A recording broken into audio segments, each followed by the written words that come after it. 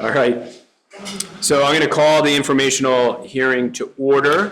This is a public informational hearing for the town of Morristown for the annual town meeting on March 4th, 2025. Before we begin, I want to give just some general announcements. As I said, annual town meeting is on Tuesday, March 4th at the Morristown Municipal Building. The polls will be open 8 a.m. to 7 p.m. There's no annual floor town meeting this year, and all articles will be voted on by Australian ballot. All active registered voters will be mailed their ballots by February 12th.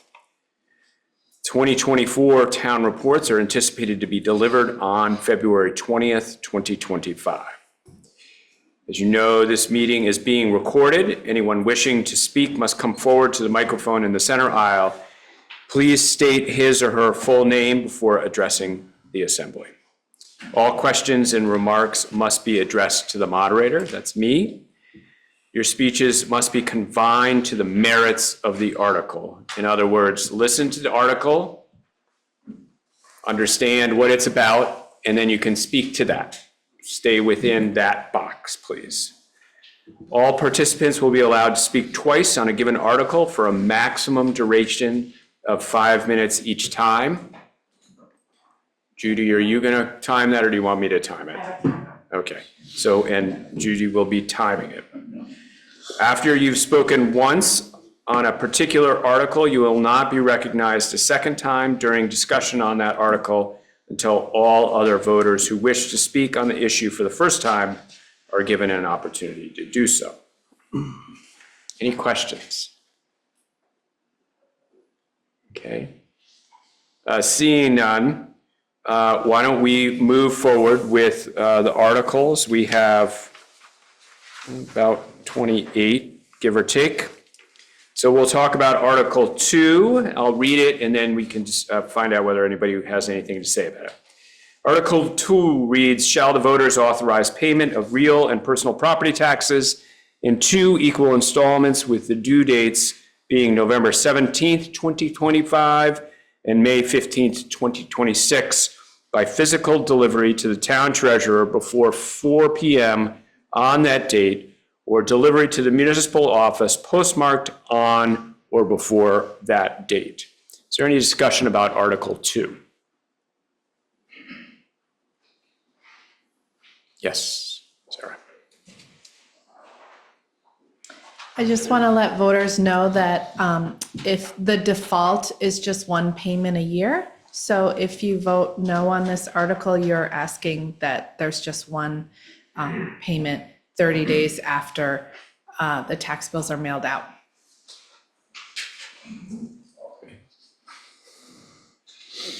Any other discussion about Article 2?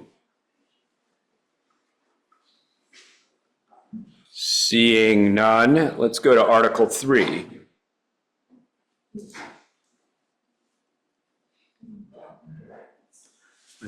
We're good? Ask them to mute online. Can people please, if you're online, if you could mute, that would be great. And then if you want to speak, just hit the raise hand button. Thanks. Okay. So Article 3 is, shall the voters authorize total fund expenditures for operating expenses of $10,326,629, of which $8,065,465 shall be raised by taxes and $2,261,164 by non-tax revenues. Is there any discussion about Article 3?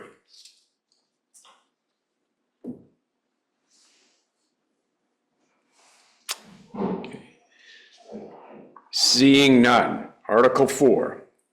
Shall the voters authorize raising taxes equal to 1 cent on the grand list, which is approximately $115,457, to be dedicated to a Morristown Fire Department Capital Equipment Fund? Is there any discussion about Article 4?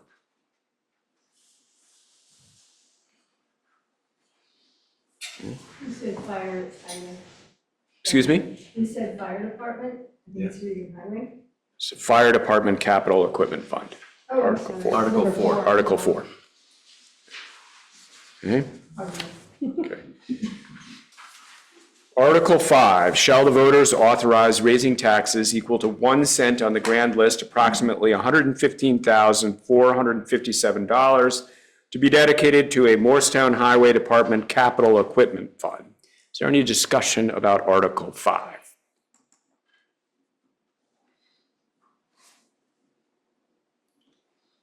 Okay. Seeing none. Article 6. Shall the voters authorize raising taxes equal to 2 cents on the grand list, approximately $230,914, to be dedicated to the Bridge, Sidewalk, and Infrastructure Reserve Fund? Is there any discussion about Article 6?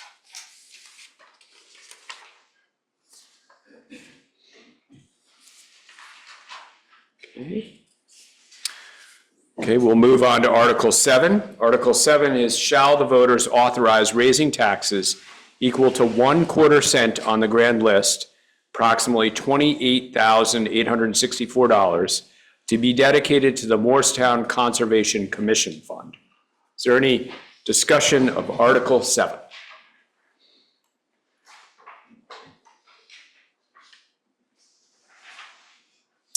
Seeing none. Article 8. Shall the voters appropriate $900 for the support of Capstone Community Action, formerly known as Central Vermont Community Action Council, which helps Vermonters achieve economic sufficiency with dignity through individual and family development? Is there discussion of Article 8?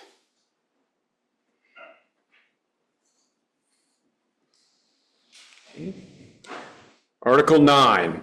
Shall the voters appropriate $2,900 for the support of Central Vermont Adult Basic Education, which is a community-based nonprofit that provides free adult education and literacy services to out-of-school adults, excuse me. Is there any discussion of Article 9?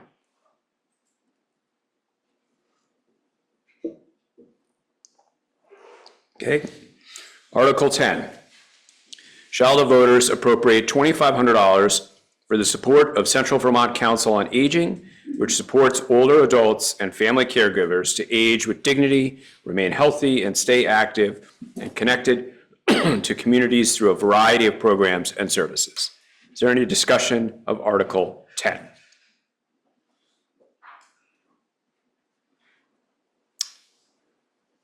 Seeing none, Article 11, shall the voters appropriate $1,750 for the support of Clarina Howard Nichols Center, which works to end domestic and sexual violence, human trafficking, and stalking through advocacy, outreach, and education, prevention, and social change?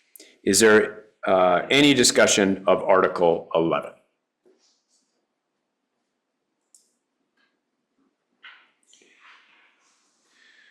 Article 12, shall the voters appropriate $1,000 for the support of Justice for Dogs, which is a local annual rescue group helping only local dogs and cats when the need arises? Is there any discussion about Article 12?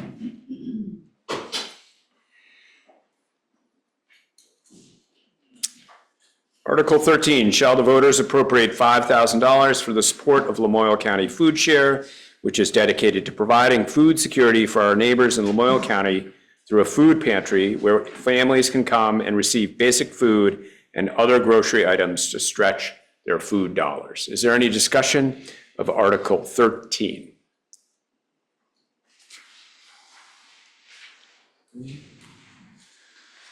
Article 14, shall the voters appropriate $1,000 for the support of Lamoille County Habitat for Humanity, which builds perpetually affordable homes for low-income, hardworking families?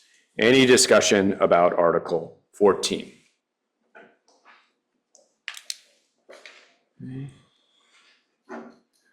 Article 15, shall the voters appropriate $3,900 for the support of Lamoille County Mental Health Community Connections, which provides behavioral health services to residents of Lamoille County, including a 24/7 mobile crisis team? Any discussion about Article 15?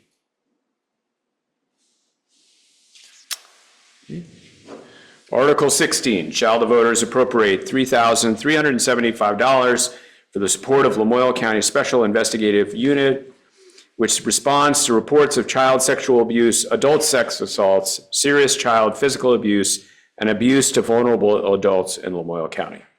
Any discussion of Article 16?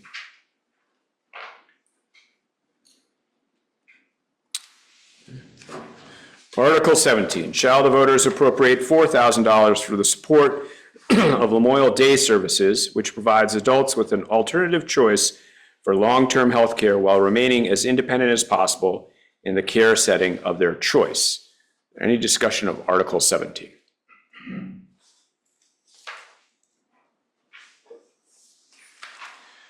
Article 18, shall the voters appropriate $3,000 for the support of Lamoille Family Center, which offers services and programs that promote the well-being of Lamoille Valley children, youth, and families, supporting them in meeting life's challenges through education, direct service, and advocacy. Any discussion of Article 18?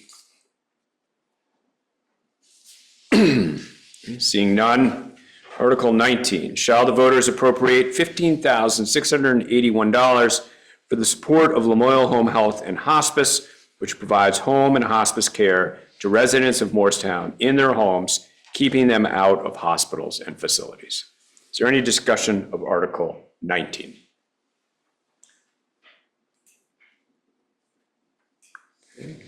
Seeing none. Article 20, shall the voters appropriate $1,000 for the support of Lamoille Housing Partnership, which collaborates with communities to create and preserve quality, affordable housing opportunities in Lamoille County for households earning lower and moderate incomes through employment or Social Security.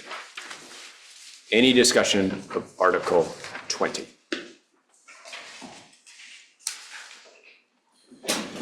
Article 21, shall the voters approve $1,500 for the support of Lamoille Restorative Center, LRC formerly known as Lamoille Court Diversion, which provides services in its 13 programs which serve youth and adults involved in the legal system, support youth around engaging in school and employment, and train and consult with many organizations in restorative practices.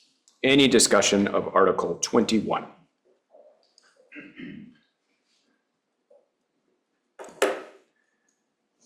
Article 22, shall the voters appropriate $10,000 for the support of Meals on Wheels of Lamoille County, whose mission is to improve health and enhance the quality of life for our community elders by providing nutritious meals and social interaction. Any discussion of Article 22?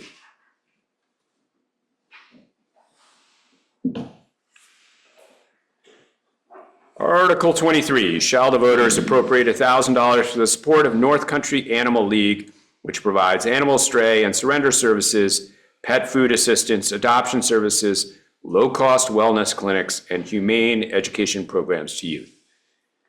Any discussion of Article 23? Okay. Article 24, shall the voters appropriate $5,000 for the support of Northern Central Vermont Recovery Center, which provides a safe, welcoming, substance-free environment for individuals and families on their path to lasting recovery from substance use disorder. Any discussion of Article 24?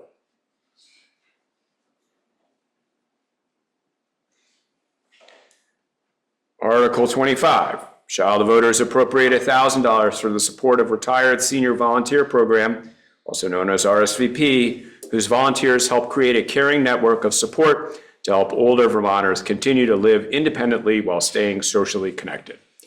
Any discussion of Article 25? Okay. Article 26, shall the voters appropriate $6,000 for the support of River Arts with a mission of arts for everyone, ensuring that art is accessible to all, regardless of race, gender, expression, age, ability, or financial needs. Any discussion of Article 26? Okay. Article 27, shall the voters appropriate $10,963 for the support of Rural Community Transportation, RCT, which provides public transportation services for everyone that are safe, reliable, accessible, and affordable to enhance the economic, social, and environmental health of the community. Any discussion of Article 27? Okay. Article 28, shall the voters appropriate $2,500 for the support of Salvation Farms, which connects communities with local farms, surplus production, collecting, processing, and distributing locally grown food that otherwise would never make it off farms in Vermont. Any discussion of Article 28? Seeing none, I believe that completes the informational portion of today's before the town meeting. Reminder, March 4th, 2025, you'll have ballots. They're sent to your home, and you can either mail them back or you can drop them off here. The office will be open from 8 a.m. to 7, and that's here at the Morristown Municipal Building. Hand it over to you. Thank you very much. Yep. Thank you, Chair. Sure. Thank you.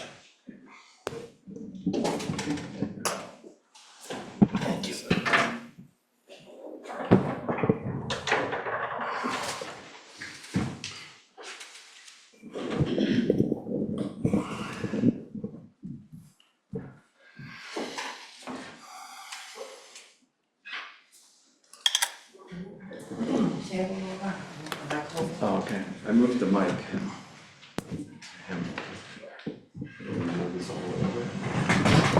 Yeah, you guys look really weird, what?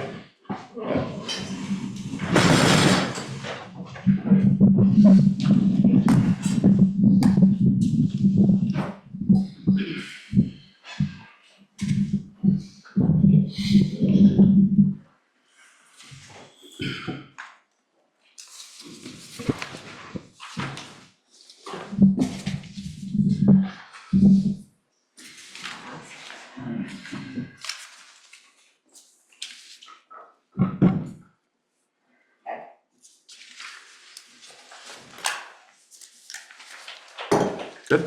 Okay. Good evening, ladies and gentlemen. I'd like to call this regular select board meeting to order. It is 5:47, Monday, February 3rd, 2025. Any changes or additions? No. Okay, we have 5 sets of minutes to approve. You've all received the minutes. So I'd entertain a motion for January 13th, 2025. I'll move the select board meeting minutes of January 13th, 2025. Do I have a second? Second. I have a motion by Chris and a second by George. Do I have any discussion regarding those minutes?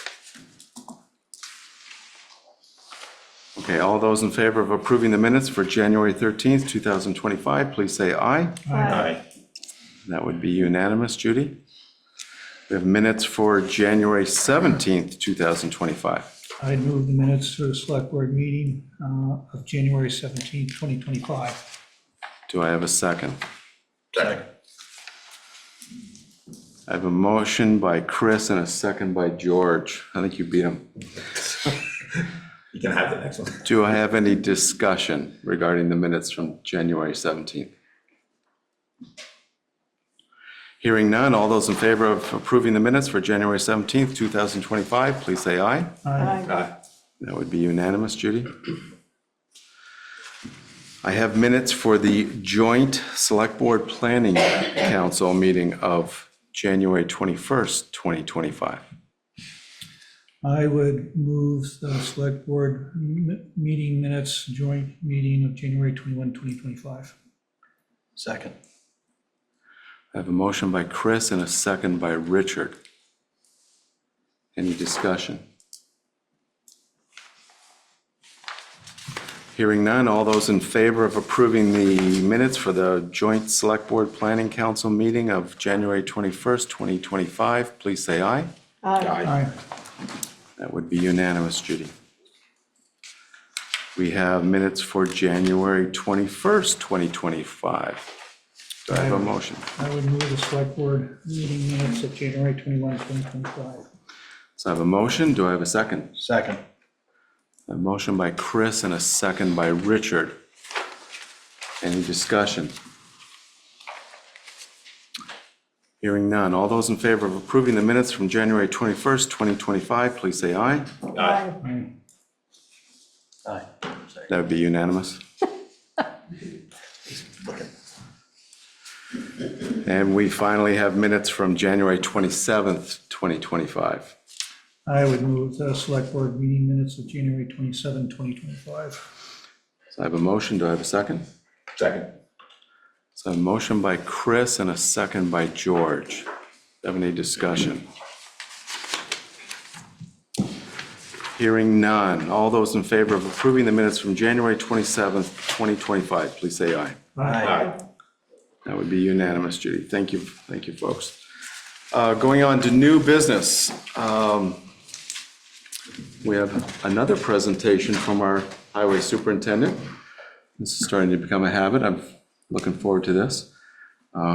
We've all got our packets and we've hopefully had a chance to read through it, but I do want to pass things over to Jordan and Jordan St. Ange and let him present his presentation.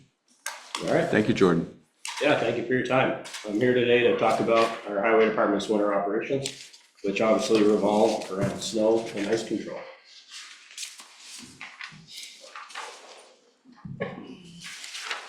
I have a printed copy if anybody would like it, rather than trying to read off the board.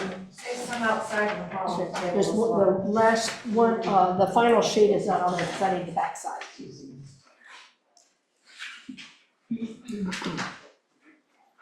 Okay, so starting off, the driving force behind our winter operations is public safety, fiscal responsibility, and environmental responsibility. In terms of public safety, our focus is clearing the roads in the morning for buses and during commuting hours, also clearing the sidewalks for those times.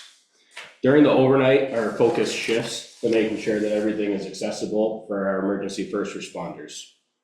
In terms of fiscal responsibility, we focus on minimizing overtime, the salt that we use, and the wear and tear that we put on both the equipment and our infrastructure for plowing. In terms of environmental responsibility, the less salt we use, the better off we are. Below here in blue and red is an excerpt from the VTrans Snow and Ice Control Plan, which is something that we use as kind of a reference or kind of a basis for some of the things that we do. And in this, you'll see it calls for safe roads at safe speeds, not bare roads. So going for bare roads is just not fiscally responsible. The amount of salt we would use and the hours and the wear and tear would just be ridiculous. During storms, drivers should expect to see snow on roads. There's another thing here that's, we're all live in northern Vermont, we're pretty familiar with that. And same with the VTrans Snow and Ice Control Plan here is anticipate reduced coverage at night. Like I said, 24/7 full-blown plowing and salting is just not feasible from a resource standpoint or a standpoint of fiscal responsibility. So every storm that we get is different and it requires a lot of careful decision-making on how we handle it. These decisions are always guided by public safety and fiscal responsibility. Some of the variables that we deal with are the timing of the storm, which is a huge one, whether it's morning, night, when we start. We have temperature, which is both air temperature and surface temperature. Lots of people don't realize that, but that's a huge part for us is the actual temperature of the surface of the road. And then snow accumulation is obviously a big factor. Here in Morrisville, I found that, we have these micro environments where it could be bare roads in town, but up in Sterling Valley, it could be a whole other story. And it's the same over on Elmore Mountain, and it could be any mix, on any day. So then obviously you have the different types of precipitation and wind, all the different weather variables that you could imagine change our game plans. And for those, we're heavily dependent on the weather forecast, which we all know is historically unreliable. So it's a tricky game. And another big variable that we deal with is the pavement condition. A clear example of this is if you were to drive Washington Highway during a snow event. If you came up from Randolph Road, it'd be a nice clear road. You get right around the National Guard barracks and you'll notice the road becomes much more snow covered. The pavement condition, there's a joint in the pavement right there. And that's the difference between, a nice paved road and a deteriorated road. And what it boils down to is when we plow it and we scrape it, the smoother the road, the more of the snow we get off. If it's not smooth, there's wheel ruts, whatever it may be, it leaves snow on the road. That then dilutes the salt when we put it on, so it takes more salt to bear it off. And just the rougher the road, the harder it is to maintain.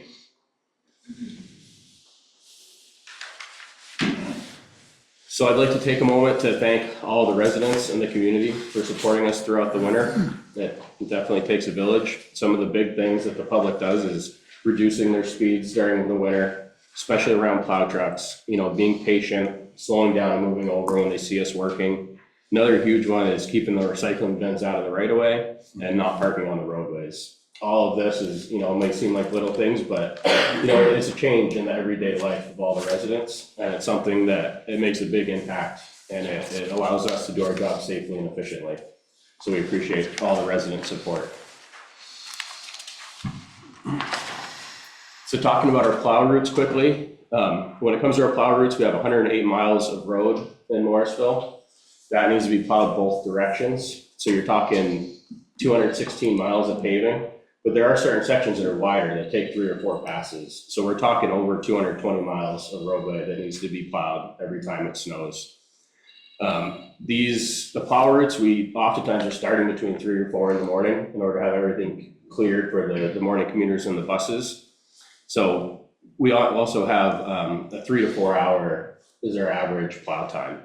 So we'll get calls oftentimes, you know, 8, 9 o'clock in the morning that says, hey, our road hasn't been plowed yet. But it's important to remember that when we're getting snow, heavy snow, like an inch an hour accumulation, we can plow that road at 4 in the morning at the beginning of our route. And by the time we get back to it at 8 or 9, you've already gotten 3, 4 inches of snow. So that's something that's important to keep in mind when everybody's out there traveling, is even if you don't see us, we are out there and we are working on it. We have 12 routes and 12 employees. So with just one person being out, it has a huge impact on our operations. There are times when we're delayed in the morning, we don't get things cleared as early as we would like to. And lots of times that can be directly attributed to either an employee being out or more likely just one piece of equipment being down. I'd like to take a minute to mention Jordan LaHoulier. He's our sidewalk plow operator. He's a new hire this year, and he's a prime example of what we strive for in the highway department. He hasn't missed a single day of work since he started. He's young, he's a Morristown resident, he's incredibly dedicated, hardworking. He takes pride in his work. So I'd like to say thank you to Jordan for all his efforts with the sidewalks this year. So we'll talk a little bit about the equipment that we have right now. Starting with our town salt trucks.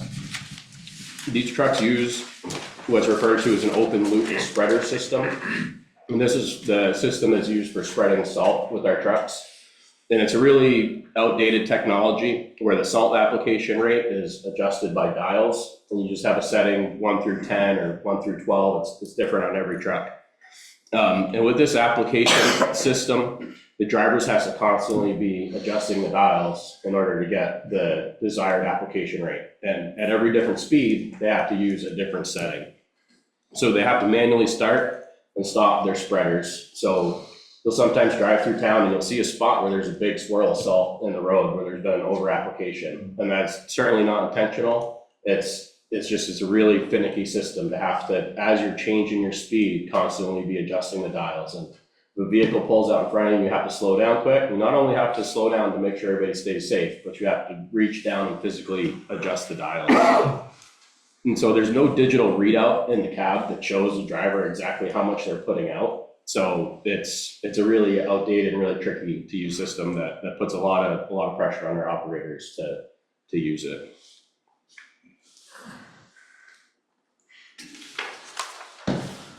So this is another excerpt from the VTrans snow and ice control policy. This is their quick reference guide for salt application. And this shows the baseline application rates when salting both lanes. We use a centerline application where we don't salt both lanes, we salt strictly down the middle of the road. And this helps us keep more salt on the road where we need it. And as traffic moves and moisture hits, the salt disperses across the road and does its job. So these rates that you see here in the numbers, you have to double those for the centerline application. Our target application rate changes with every storm, but in general, our target is 400 pounds per mile or 200 pounds per lane mile.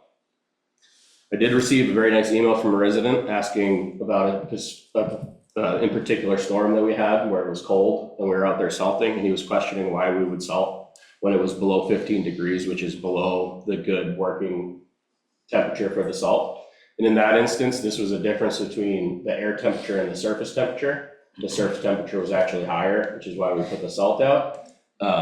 But it brings into question another kind of a method with the snow. And when it's really cold, if we don't salt at all, we end up with a snowpack on the roads. And that snowpack can be really hard to remove, and it involves a lot more plowing to scrape it off than, as we discussed, when there's a lot of snow on the road, you have to put down more salt. So it dilutes it. So once that snowpack forms, it's very slippery and very hard to remove. So oftentimes when it is cold, we will put out a small amount of salt, and it will stop that snow from bonding to the road, is the main purpose of it. And sometimes we'll end up with kind of a slushy situation, but that slush is a lot easier for us to scrape off and a lot more cost effective, and it's a lot easier on the infrastructure to scrape off. But that is definitely something that's, one of those tricky judgment calls, and you have to rely on the forecast where the temperature is going to be in the coming days. So in order to hit these different application rates, we need to calibrate our trucks. Historically, our calibration efforts have been self-taught, and I'd like to mention Scott Nelson, who's another member of our team out of the Village Garage. And he's another person that is, he's a prime example of what we strive for. He's a Morristown resident, he's hardworking, he's dedicated, and he has the most incredible attention to detail that I've ever seen. He has his personal notes going back years on the work that he's done. I can't say enough good things about Scott, and his efforts have been pivotal in all of our calibration, all of our salt reporting efforts this year. He's made a very big difference. So this year I was able to attend a winter maintenance seminar I got enrolled in it through the Vermont Local Roads, and VTrans put on this class. The instructor was very, very knowledgeable, and we were able to work with Vermont Local Roads in order to get a grant, and that instructor actually came to our garages and continued the training with our guys and helped us calibrate our trucks. So I'll show you now some of the different calibration cards that we have in our trucks. And this is Scott Nelson's truck. So this is a copy of the calibration card that we have in our truck, and every truck has a different card. Green is within our usual target range. Red is generally an over application, and gray is an under application. Our target application rate changes with every storm. And you can see that as Scott drives, he has lots of different settings he needs to pick depending on his speed. So you can see at 10 miles an hour on setting 6, Scott will be putting out 360 pounds per mile. If he slows down, that rate can double, which is a huge over application and a huge waste of salt. So these cards kind of show you what these drivers have to be looking at in order to get the right application rate. They not only have to be driving a big truck in close proximity to the traveling public, keeping them safe, they also have to be reaching down to adjust dials, and they either have to have this card memorized or be able to reference it all on the fly. So it's very difficult. And it's also important to note that these rates are dependent on not only the speed of the truck, but also the RPMs of the truck. So in order to truly get that 360, he would have to be driving 10 miles an hour at 1,500 RPMs. So it's really tricky with the system we have to get it absolutely perfect. So that's just something that we're working through, and everybody's doing the best they can with it. So Shane Blaisdell, this is another truck that is very similar with lots of settings to cycle through. The last truck used setting 3 through 8. This truck uses settings 3 through 14. So this difference between trucks makes it really hard for drivers. If a truck's down, you need to get into a different truck, or if somebody's out, somebody else has to hop into it. Every truck is very specific. So it makes it very difficult for us to roll with the punches of equipment being down. The next truck is Matt Dewey. He's out of the town garage. This is another truck that's vastly different from the others. He has very few settings that work in our target range, and none of them give the exact 400 pounds per mile target that we want. So in this instance, he has to use his speed and change his speed in order to get the correct application rate. And we went through these trucks with the instructor, and we fine-tuned them as best we could, and we made some significant improvements to get them to this point. but it's kind of the limitations of the systems that they have. So the next truck here is truck 77, that's John Slayman. He's another new guy to the crew. He worked with the state before, driving plow truck, he knows the game. This truck has even fewer settings that are appropriate. And in order to hit his standard application rate, he needs to salt at incredibly slow speeds. And in some instances, he even has to do 2 passes on the road in order to get the right amount of salt down.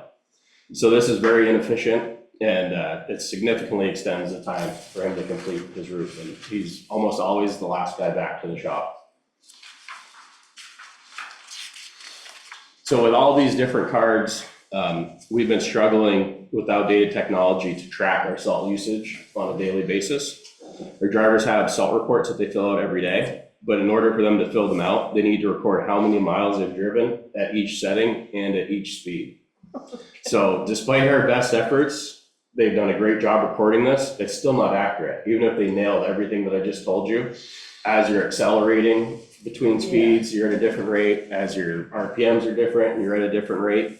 So it makes it really, really hard to collect the data. And this is data that we could be using to look back and to assess our decisions and say, that was the right call. It didn't take much salt at all. Or, you know, everything that we're getting, it's great. We're collecting a lot of data off of it. And we're kind of getting a rough idea of where we're at, but we're not getting that concrete data that says that was a good call or that was a bad call. We need to do it differently. So that data would be really helpful in improving our decision making. So we'll talk now about some opportunities for improvement. All this, that smaller text that you see there, that is excerpts directly from the VTrans Snow and Ice Control Plan. This talks about some standard equipment and their operations. Closed loop ground speed control is something that replaces this dial system we're talking about, and they describe that as a quote unquote primary tool. Another one is road weather information systems or stations, mobile surface temperature sensors, which they use to quote guide their decisions, and pre-wetting systems, which they describe as standard practice. So we'll talk about all this different stuff individually.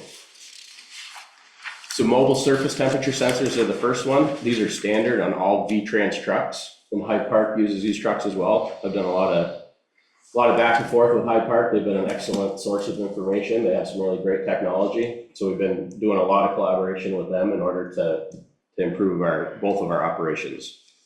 So it's a sensor that mounts on the mirror of the truck, and it has a digital readout in the cab that tells the air temperature, surface temperature, relative humidity, and dew point. And all of this is information that's crucial for determining the right application rate. This year, we've added them to our two foreman's trucks and to one of our salt trucks. And it's allowed our foreman to make better decisions about how much salt to put out and when. And this surface temp varies throughout our whole road network. So it's not like you can just go out at the shop and get it sensed on the ground. It's everywhere you go. Altitude, whether you're close to a river, in the wind, whatever it may be, it's constantly changing. So you'll see here that this is $750 per truck. I have these little notes equivalent to 8.3 tons of salt. So I think it's important to look at these and say, how much salt does it take to really justify that cost? So in this instance, $750 per truck, that's only 8.3 tons of salt. So by allowing us to make better decisions, these are going to easily pay for themselves this year. Can we ask questions along the way? Sure. What's the lifespan of that, and can it be transferred between, like if that truck dies, can it be transferred over to another truck? This is the first we've used with this system. From what I understand, it's a pretty simple deal. It's just like a weather station at your house. Hyde Park has successfully transferred them over between trucks, so I would assume that we would be able to. Yeah. Next one is a road weather information station. And this is basically a mobile weather station that can be accessed through a web-based app. I learned about this specific service through a local snow and ice control contractor. This is called Frost Solutions. It's a self-contained unit, and there'll be one getting mounted in town and then another remote camera being mounted outside of town. And these provide tons of current and predicted information that's crucial in our decision making. You can see this graph here. It shows the blue line is the air temperature and the black line is the surface temperature. So it'll tell you what it is now, and it will actually predict it out into the future.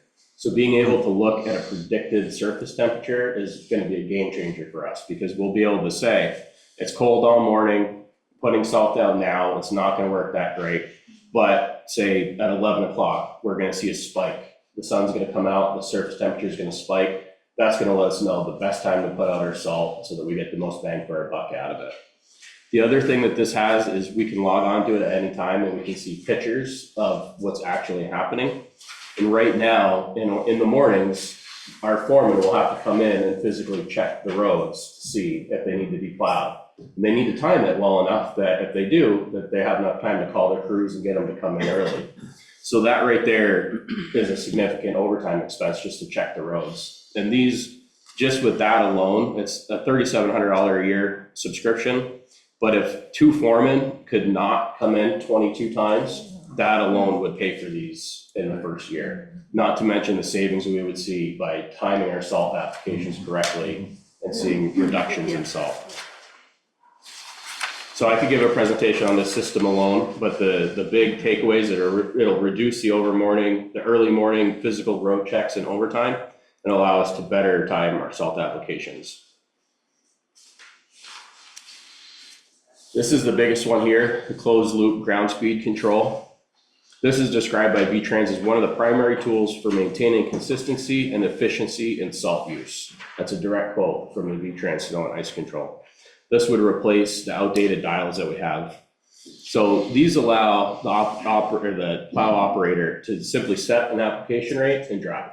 They have a digital readout. They can say they want to put out 200 pounds per lane mile. They set it to 200 and they drive. They stop, it stops. If fire pulls out in front of them and it slows down, it slows down. It takes all that guesswork out of the equation. So it provides a digital readout with that rate. It allows the driver to focus on actually driving and their surroundings. See if there's any other hazards that they maybe need to radio back or whatever it may be. It'll reduce the over application as well as the under application. And it takes out that whole chance of operator error. I mean, we're asking a lot of these guys to constantly be on the right setting. And when you're coming in at 3 a.m, several days in a row, working long shifts, it's, that the room for operator error is there, and this will take a lot of it out. That's a safety issue too. Yeah, it absolutely is.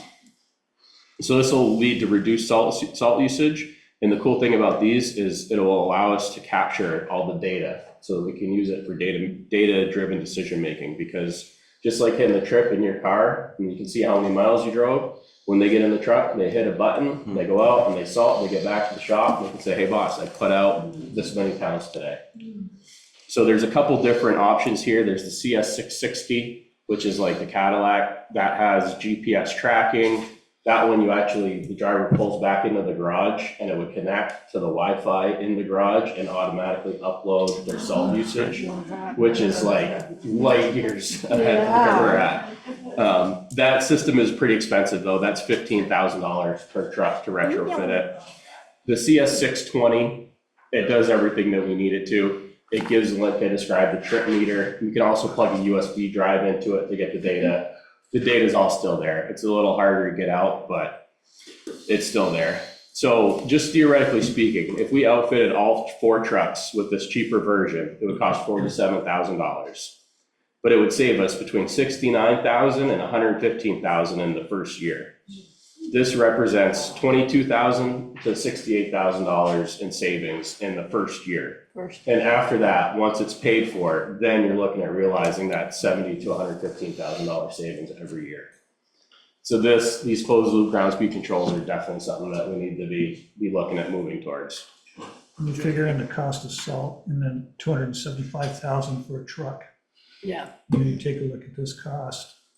Yeah. It's pretty much a no-brainer. Yes, Yep, it is. true. So Even for the more expensive one, I mean, if my memory serves me, if I'm looking at invoices, we're paying about $9 a ton. yeah, $90.25 a ton. Yeah.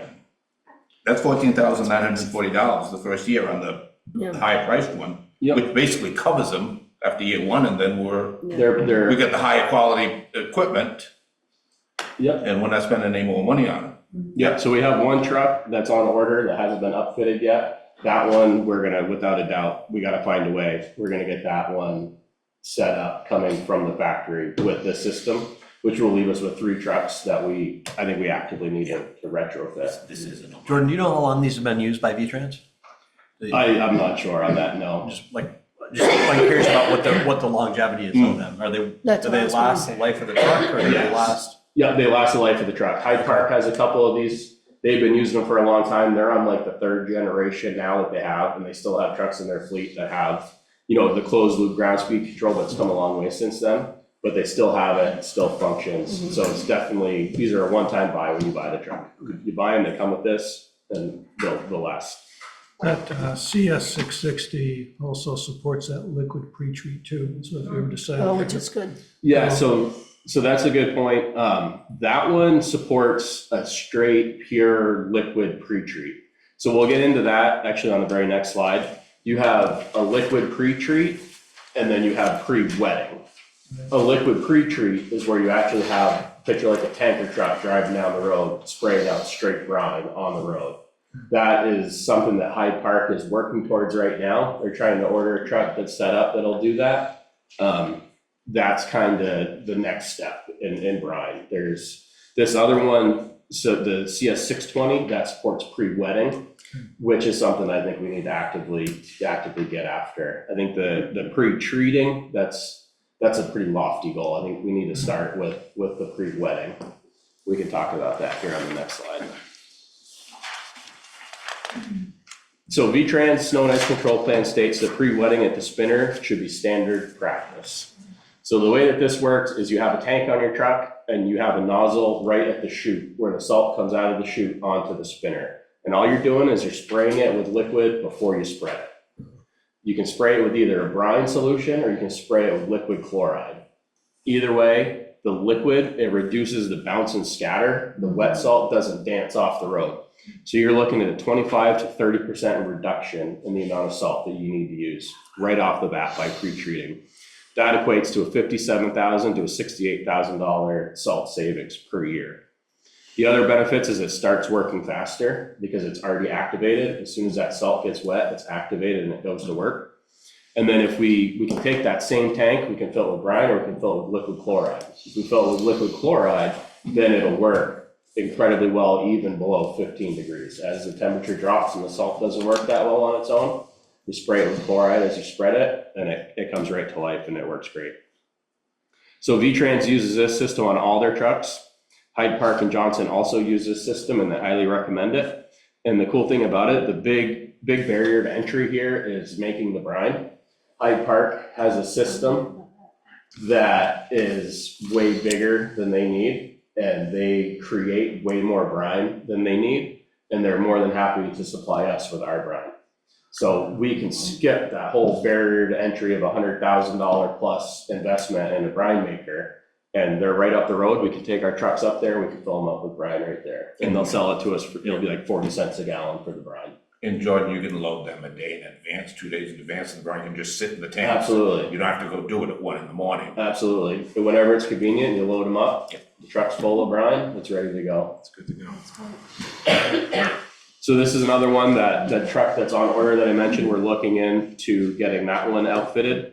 The way that Hyde Park got into the game with brine, the way that they first started was kind of like a homemade setup where they just hung a poly tank off the tailgate of the truck, ran some hoses and had like a pool pump basically off of Amazon that ran to a sprayer with a little switch. So I've been talking with Mark over in Hyde Park and he's still got a lot of those components kicking around.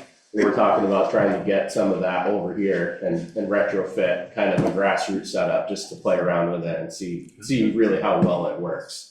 I'm pretty confident that it will, just given the research and the amount of feedback I've had from other people that use it. Everybody I've talked to that uses this system, they absolutely love it. So I have no doubts that it'll work for us.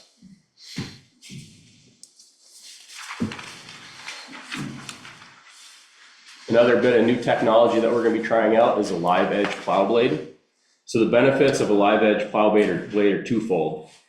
Number one is it reduces the salt usage because it cleans the road up better. And as we talked, if there's still snow on the road, it dilutes the salt, you need more salt, all that.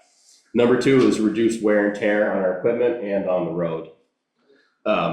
We recently had a plow catch a manhole and it caused significant damage to the plow blade.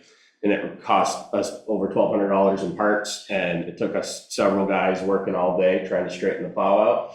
And not only that, but it damaged the road, it bent the manhole up, and that truck since has just, the plow's tweaked just enough that it does make a nice even contact with the ground, so it hasn't been scraping very well at all. So our hand was slightly forced in this one. It was, you know, we either need to replace the plow altogether, or we decided we'd take the blade off of it. And this system it's basically, you have your moldboard on the plow, it's a blank that bolts to that, and then it's 1 foot individual sections that bolt to it.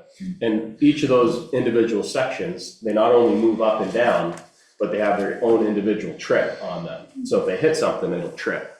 Right now with the whole plow, it takes a lot of force to make that plow trip. So if you catch something hard enough to make a trip, it's gonna do damage. These little pieces individually, you can see right there, that's just like a water valve shut off. That alone right there would trip that one individual piece. So right now we have manholes that are raised to the point where the guys actually have mental notes in their head where these are around town. And as they're driving, they need to remember to pick the plow blade up in order to not do damage. So we have one of these on order. We're actually going to be installing it tomorrow.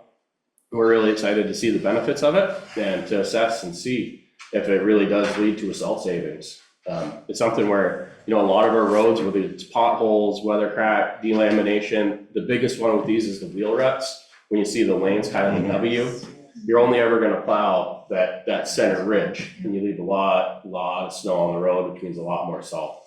I meant to mention another one when I talked about Washington Highway is Cody Hill and Walton Road. Both of those roads are in such rough shape. Every road we sand or salt them once right down the middle. Those we actually have to salt both directions. So those roads we have to double our salt usage. And it's because they're so rough, we can't scrape them clean, and they eat up the salt in order to work. And you have tires too. So that, since we're getting one of these, will this be primarily used on paved roads or dirt roads? This one is gonna be in the village. This one is the truck that runs around the Maple, Congress, all that little neighborhood Primarily there. paved. This will be primarily paved. That's the one thing that we're really curious to find out about on these is the reviews they're incredible on pavement, but they're not that great on dirt. And we have that issue where we have such a mix of roads that all of our drivers, there's none that are strictly a salt route. They all have to do pavement and dirt. So that's one of the big things that we're really curious to see is if these work well enough on dirt. So question, since we were talking about Washington Highway, the water break, Yep. because there is, we had a conversation, they repaired it, and because it's middle of winter, they can't repair it. So it's gonna be a divot through winter. How does that, will this plow work on that, or? Yeah, it'll work. I don't think you'll really realize much of the benefits. It'll work. You know, it'll be far less likely that chunk of the road is gonna damage any of our equipment. Okay. But this truck actually, that this is going on has that route, so we'll definitely see. Okay, just curious, yeah, that's a weird one. Yeah.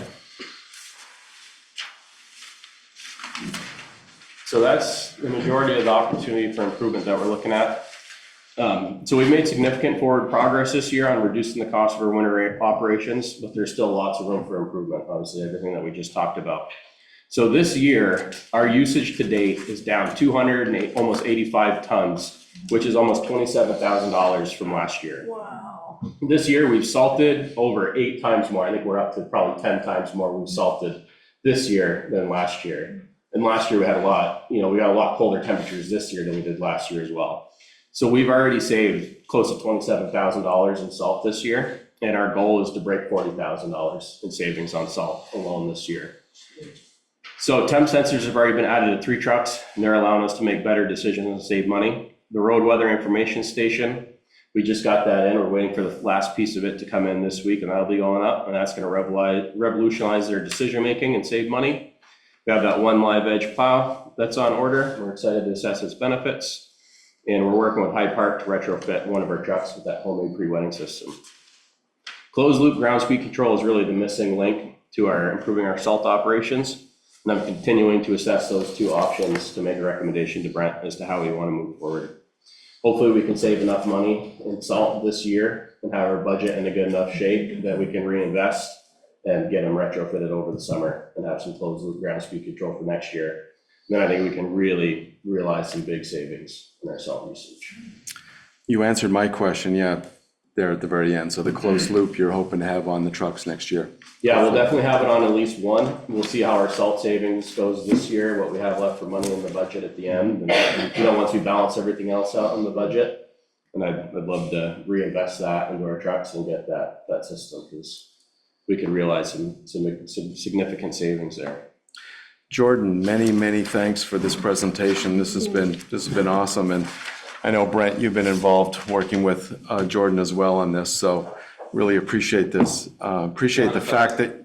Before you finish, if I could add a couple of things to Jordan. Yeah, I just want to say, go ahead. I just want to say, you started October what? 28. October 28th. He's hit the ground or the roads running. Yeah. And he comes to me on a weekly basis. We have a weekly meeting. He provides this data to me. He shows cost savings. I'm able to make decisions based upon the data that he's providing me, so that we have a mobile surface temp on a couple of vehicles for the foreman's trucks. We ordered the road weather info station so that we could do a pilot and see, confirm that it's saving in overtime for our foreman. And so I just, Jordan gave a shout out to a couple of highway crew, our new sidewalk plower, Jordan, and Scott Nelson. So I want to shout out to Jordan himself, because since October 28th, weekly basis, he's been showing, data to me where we can make decisions for this community that save us money and save our environment. So thank you, Jordan. Yeah, I wanted to. Thank you. Yeah, what I was going to say, many, many thanks to you, Jordan, for all that you've done here, and not just showing us the difficulties and why things aren't the way that perhaps people in town think they should be, but offering up so many wonderful solutions and showing us that it can be cost effective. It's too bad we can't get a presentation like this around to everybody in town. I'm sure there's a lot of people in town that would love to hear what you're saying and of what you have said, and understand better just how difficult it is to put salt down and keep our roads clean and get the work done as well as we all want it to be done. It's clearly a pretty complicated system. What seems so easy for us, perhaps following a plow truck and seeing salt come out the back, but you've explained just how incredibly difficult it really is, and for our drivers to get out on the roads, clean things up, and do it safely. Make sure that we're not getting in accidents. And I just want to appreciate, I just want to say I really appreciate the 5 a.m. wake-up call going by the house, so it's wonderful. So I did sleep in that day. You get it late, we get it at 4:15. Other comments or questions from the board?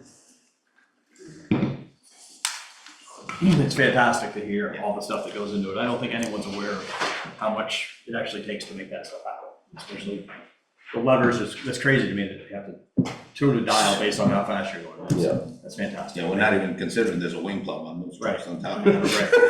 Right. Yeah, no, thank you, John. This is incredible work you're doing. It's incredible. So thank you very much. Thank you. This is just an update. There's no action that the board needs to take tonight. No, I think it's important for the community to Yep. not only learn what we're using for technology or lack of technology and everything that goes into each one of these drivers and the trucks, but also, what Jordan is bringing to the community and decision-making, so. I know I have people that have talked my ear off the last couple of years about the roads, and as I see them, I'll be asking them or reminding them to look at the February 3rd Select Board meeting and listen to what you had to say. So thank you very, very much. Questions from the audience? Might need to move that microphone. Yeah.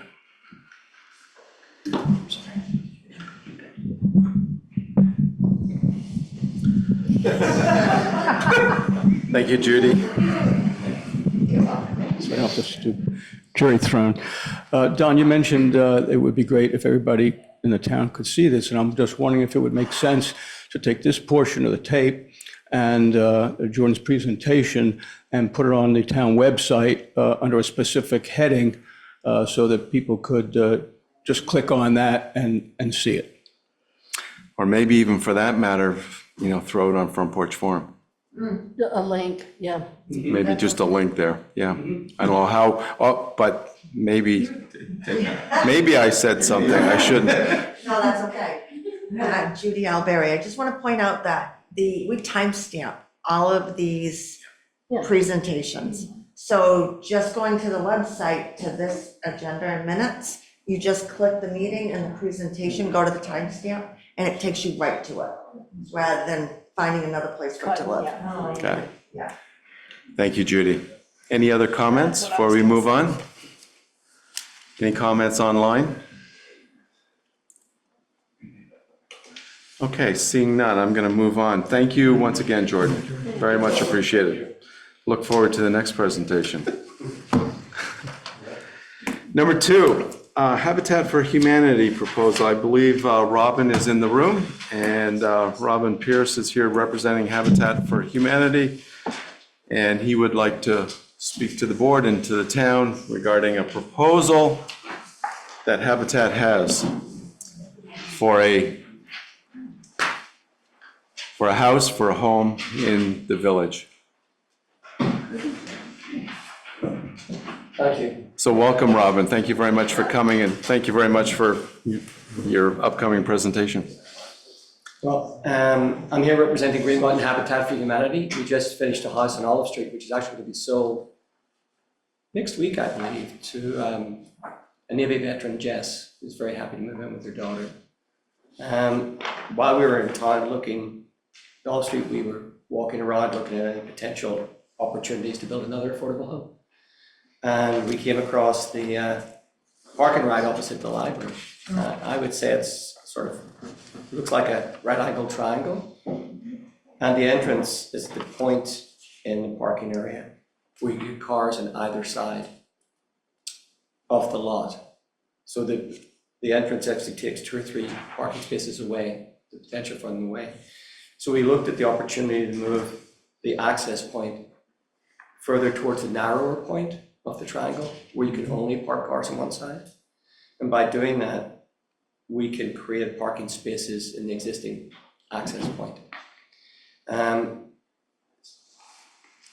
Looking further at it, we realized there used to be a trailer in this spot. We didn't know that when we first started to look. So water and sewer is already there. We really want to build more affordable houses in Morrisville.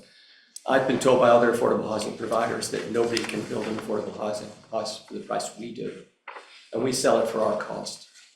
Now, the main problem we have is competing with developers who have profit, as their goal. Nothing wrong with that. That's not what we're doing. So we look at the best way we can bring affordable housing into the community, and the best way is if we can work with the municipality and find lots that weren't lots and move forward with an affordable house in that way. So what we put on this drawing is a notional outline of a home. This is exactly the same size as the home that was built in Olive Street. We looked at first for duplex. We do want to put a duplex on. We want this is for the family to play, for the family to be outside. So we looked and we thought the best we could do is a single family home. So we're also talking to the tech center. Greg Stokes has said that he'd like to get us in the program so we can start building this as soon as possible this year. And they will build it and the students will bring it down, erect it on site, finish off the electric, everything else. We do work with volunteers. That's why we can build for less than anybody else. Nork Miles gives us a bit of a deal because we're an affordable housing provider. So we try every way we can to keep the cost down, and we do actually sell it for our costs. So the more we pay for land, the more we pay for materials, and the more the house costs. We don't rent, we only ever sell. Right. Robin, when it comes to affordable housing, I think you're preaching to the choir here. There was a bunch of us in the room that were at the breakfast with the legislators this morning in Stowe, and housing is certainly top on their list in Montpelier, and there aren't any obvious solutions to get to the numbers that we need to get to, but every house we build is going to obviously make a difference. I think I first met you when at the Olive Street house Yeah, the open house. last summer when you had the open house. And I think you said just a second ago, this would be the same size as that house, same footprint? Yes.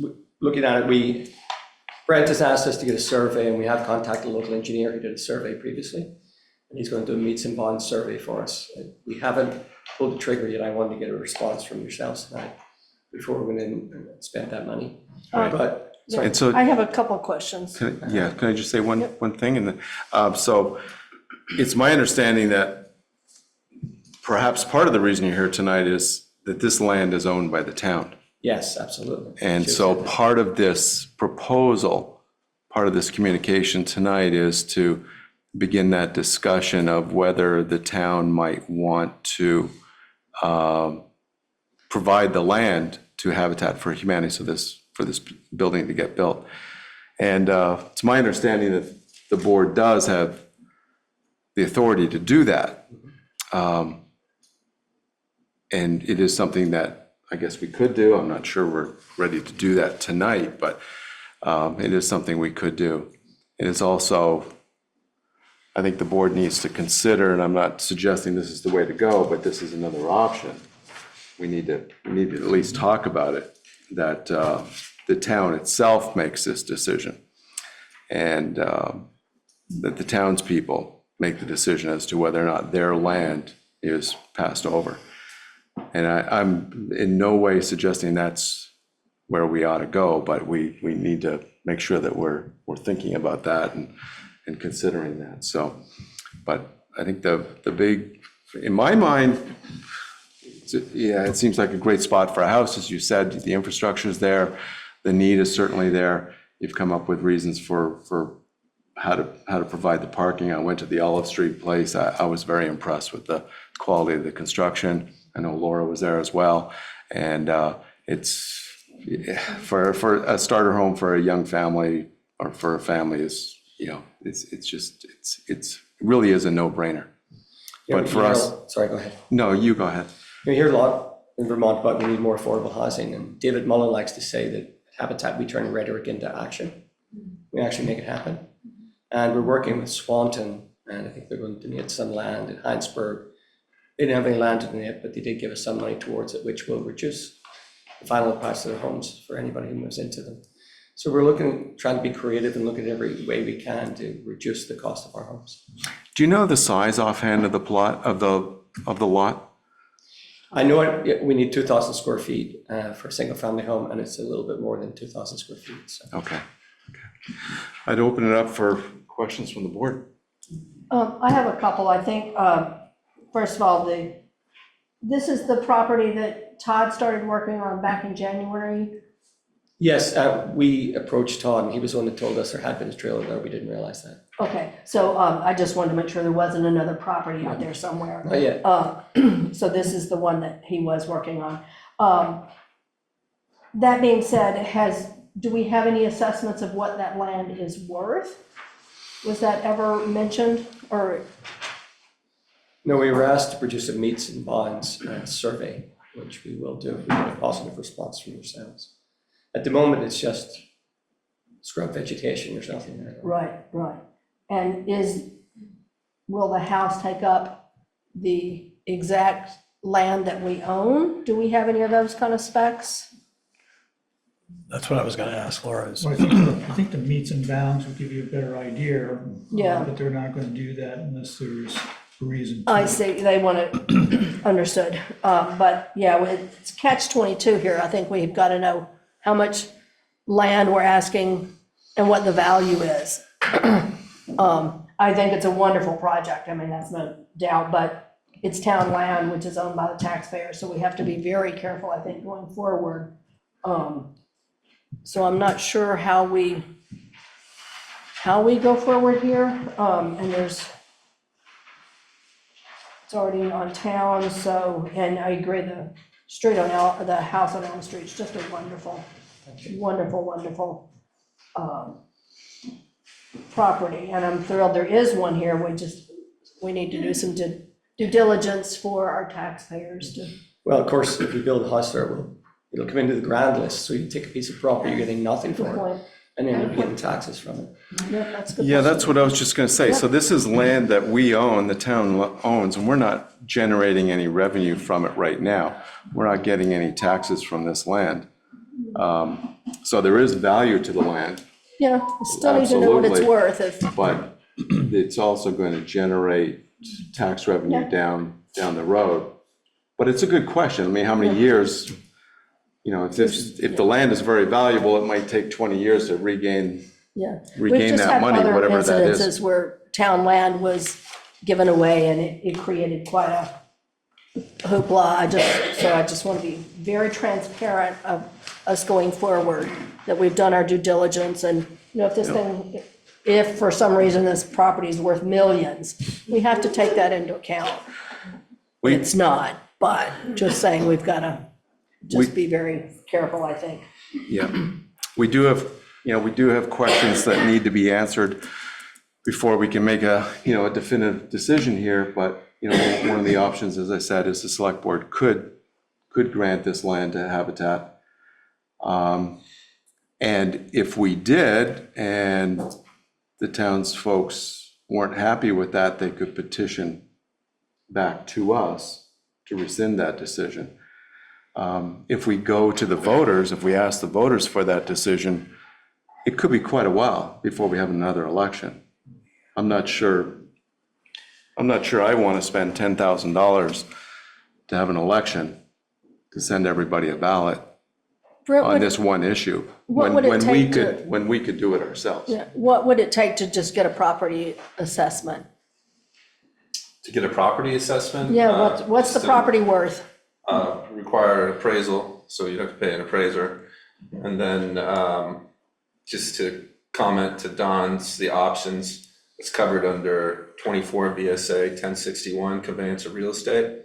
So as Don said, the select board could take a vote. I'm not saying tonight because you do have questions, but the select board could take a vote. And then the community it has to be noticed in a certain way in certain locations. And then if there was a petition signed by 5% of the legal voters in the municipality objecting to the proposed conveyance, then it would have to be presented to the municipal clerk. And so the statutes sort of require a certain process. Like Don said, the voters, the select board could have the voters decide, but when would we do that? It's too tight for March. Too tight for So, March, yeah. the legislative body, needs to have further considerations. If you get back to me with guidance on how to move forward, Rob, if Robin does not want an assessment or which would first require, in my opinion, meets and bounds, and you want me to move forward with it, I can get quotes. So it's up to the select board. I think there's a couple things to consider. I was driven by this a couple of times, taking a look at it, Robin, when there wasn't snow on the ground. But some other things for the board to consider is, would you be able to extend parking into that area? So that, the town's not making any more land that we own. And whether, and parking is an issue in town, both overnight parking as well as public parking. Is it valuable to the public to extend that parking lot? Is it feasible to extend that parking lot and utilize that space for additional parking within the town? So that's one thing to maybe think about as we process this. I guess the other thing is that, any perceived gift to a not-for-profit, does that put us in any kind of conflict with, what the public good is, but also in conflict with other not-for-profits? If we're setting a precedent in terms of, giving away land to a not-for-profit, if somebody else comes to the board and says, well, you gave of equal value, we're looking to do this, does it set any kind of precedence? I understand that part of our town plan and part of our mission is to, promote the best we can affordable housing. And I certainly recognize and respect that and in favor of that. But I think that we need to take some time and get some public input. And whether, the board decided that they wanted to move forward with this on their own vote, there's nothing to say that during a regular select board meeting or a special meeting that we couldn't have a public notice and invite the public in, those who are interested, and broadcast it on television, so that there was a public process. We made the effort to get a public process to get public input to help weigh the decision. Because I think that it's a lot of responsibility for 5 members and administration to do. It's the public's land. I think it would make sense to engage the public, not necessarily in a $10,000 vote, but at least give people the opportunity who so wish. I would certainly hope we would do that. Yes. That we would have that at a minimum. Yeah. And George, thank you. For me, I think I agree with everything that's been said around being cautious, as well as trying to meet the needs of Habitat for Humanity. That's certainly a goal. If Brent could, if people want this, I think there's data that's missing, is clearly what it is. What is the actual boundary lines of this property? Can we put more parking spots in it? To go to Chris's point, is there other uses the municipality can have? If someone can sketch, the concept of that, get an appraisal. So if you could at least come up with a price, an approximate cost to the town to get us the data we need to examine this in a more informed way. And that's certainly not Robin's responsibility. Now Robin's just doing what he needs to do. But I think there's some certainly desire amongst some of us to move forward. And Chris brings up a good point of concern around precedent. That's a legitimate one as well. But I don't feel I can take a position one way or another until I have a little more information. And if the cost is not prohibitive, then that's why I'm asking you to gather some of that data, because prohibitive can be a huge range. If it's not prohibitive, I would support the town absorbing the cost to get us the data we need to make an intelligent decision. And I'll leave that to the rest of the board, whether they think that's an appropriate next step or not. But that would be where I see us going next. Does Habitat have any funds available to help curtail any of these costs that we're talking Not really. about? That's why we're coming to you for the land. Yeah. We need some bonds. It's the most expensive survey you can have. So that's why we'd like to get some forward momentum before we go and engage somebody to do that plan. So is this parcel inclusive of the current parking lot? Do we know that? That's kind of, I think where George was kind of going is, because we don't know what the lines are. Is this one parcel, including the parking lot down to? Richard, I think Yeah, it's that's- separate. It was the Alexander property. Okay. And I think it's a separate piece of land. So there's already, for all, a survey of sorts or a. Well, we have information. Right, we could like look at a map that had lines, actual lines on it to roughly know. And I think that's all where we we're would talking. need. That it's That'd be bounded. better than what we What have we got. here. Yep. I'm assuming that's a tax map? I don't know if I have a tax map. I'm pulling them up on my phone right now, sitting here. It's not necessarily the official survey, but it's what's taxed on. It would be something close though, right, Sarah? Yeah, and it looks like, it's really hard on this cell phone. But the information is available, so we can. Yeah, and I think the value, I'm not a lister, so don't quote me on this, but I think the value might be 57,000. That was my next question, For the Sarah. whole, I was looking for Grant online to see if he was still online, to see if the listers would have that information. So we may not have a lot of cost to generate to get us at least enough information to know what the property is, at least value for tax purposes at, if we're being taxed, what the boundary lines are from a map that Sarah's pulling up. That may be enough for us to get over some of the humps, and then we need to have the conversation that Chris is raising about precedent and not opening ourselves up to endless choices like that. I think I have more information on that, because I remember when we purchased the property. Yeah. Okay. Some of the feedback I've received from residents in the community is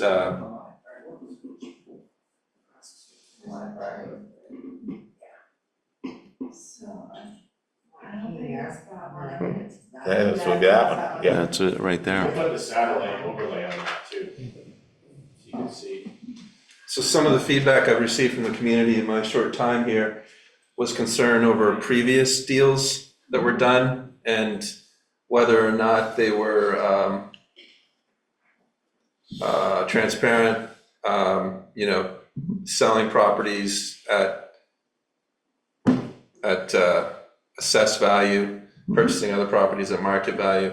So hearing that from the community, I'm just, as a town manager, concerned that no resident could possibly think that about the select board or me. Absolutely. So even with the tax assessment, I know that there's comments out there previously about previous deals that were done. Would that be enough to satisfy the community? So I'm happy to move forward with whatever you want me to do, but knowing this, this is something that is not just 1, 2, 3 people.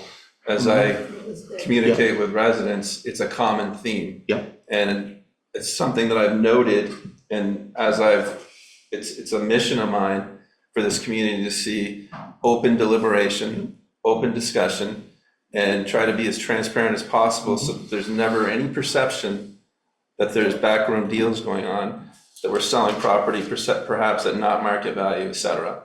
So I just want to put that out there. I will move forward with whatever direction you provide me, but I know that there are community members that have spoken to me directly about previous deals in the past that they feel were not appropriate. Do we have any kind of state or town policy on selling land and purchasing land? We don't have any policy that I'm aware of. I I just have the state statute about how to, as they say, convey real estate. Yeah, because I know one particular incident where the complaint was that it was not put out, no one knew about it. And that when the deal actually happened, that it was potentially sold undervalued. So I don't, do you have to get 3 bids? That's what I'm kind of looking forward. Just same thing, I want to be really clear going forward that there's no inference that we're doing backdoor deals. I think it's really important. Unfortunate for you guys, but we need to do our due diligence. So if I'm listening to the board, they want to know the value of the property. They want to know property boundary lines.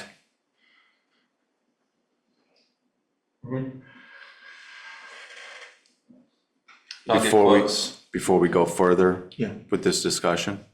Yeah. And value, clearly we've got assessed, but I would say an appraisal from a realtor or two, whomever, with comparables that says, if we put this on the market, we could expect this much. And there currently is sewer and septic on that land? Sewer and water, yes. Sewer and water, that's That counts into the lot. a lot. That counts into the lot though when Oh, you're, into the. yeah, that's okay. all in the, That would be an appraised The value. value, yeah, price what- value. And I do want to say, Rob, and I personally, for myself, I feel like this is a very worthy project. And that's not to say everyone in town is going to, feel the same way. And we might, I agree with Chris. We need to get townsfolk in here. They need to know, as Brent has said as well, we need to be as transparent as we can with them. They need to know that there is a piece of property that the town owns that the select board is considering giving to Habitat for Humanity, and maybe there are some other uses that we need to consider. But I think for now, I just want you to know that at least and I get the sense that others may feel the same, that this is a worthy project. I think one of the things. Sorry. One of the caveats when it comes to conveying land for a municipality to non-profit is it puts we're at a competitive advantage if that happens. If it goes on the open market, it won't be an affordable housing. Yeah. That's something you need to take into consideration as well. As I've said, we build it, we sell it for what we build it for. If we pay a lot of money for land, then we just can't do it. It'll be a developer will come in and sell it at market value. And that's fine too, but we only build affordable housing. So. Right. And Robin, it's also my understanding that this is not a unique situation. There's other towns in the state of Vermont that have conveyed land to Habitat for Humanity. Yeah, Swanton actually are conveying land at 6 South River Street to us at the moment.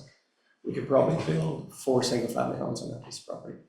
As I said, Heinsberg didn't have any land they could give us, but they gave us a dollar figure per home that we're going to build on Mechanicsville Road with that. So we're trying to be creative and find ways to make it happen. Yeah. And once it comes to market value, then we're not in the picture anymore. Thank you very much.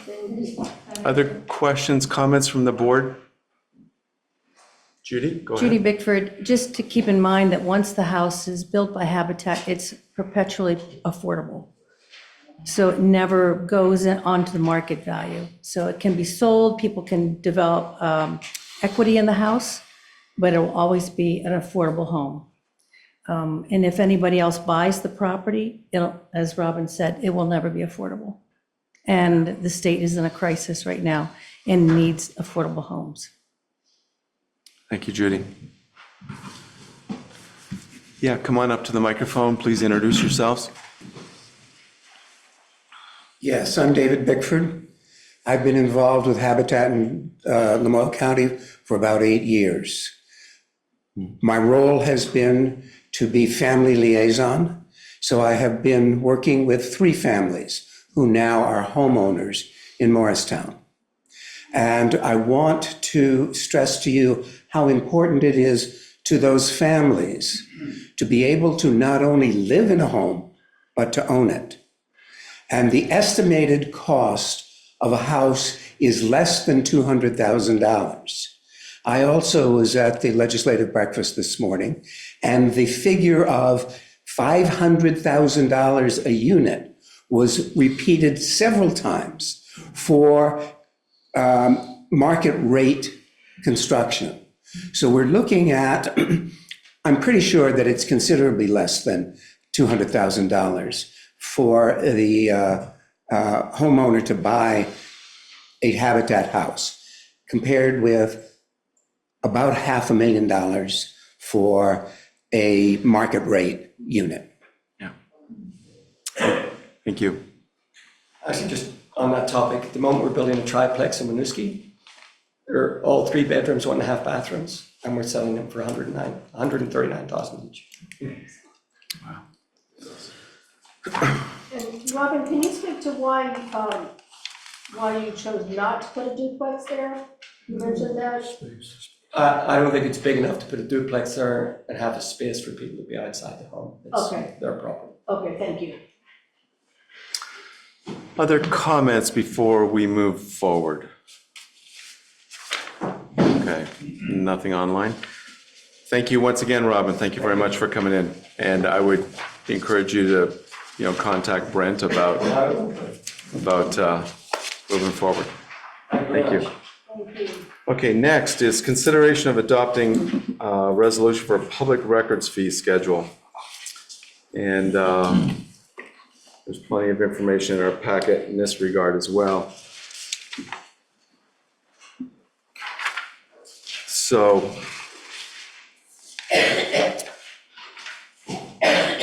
there's quite a bit in here. I will just start this conversation and just say that there have been an enormous number of public record requests. There was over 60 in 2024. And there has been an astonishing number in just this past month, 23 requests in the month of January. And I know when I come into the office and talk to Judy, I don't hear about every single one, but I hear about enough that it concerns me just the amount of time that our staff is spending on these requests. I know members of the board, we've been involved in these. And let me just say, public record requests are, I'm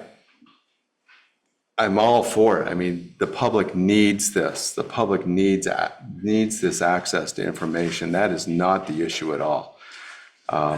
If the public wants the information, they should have the information. I don't think there's anybody that's disputing that. The dispute here is just the incredible amount of time that it takes to do all these, and it takes away from the business of the town. The townspeople are expecting the work of the town to get done. And if the work of the town isn't getting done because of this, then something needs to be put in its place in its stead. As a result, as I said, there's over 60 public record requests in 2024. That's more than one a week. Last month, it's been almost one per day. Legal fees incurred in 2024, nearly $10,000. That's just seeking legal counsel. And it's also worth noting that this isn't just 2024. I've been on the board since 2022, and I've listened to town administrators and town managers concerned about these public record requests and just how much time and energy it takes. As a result, we have before us a resolution.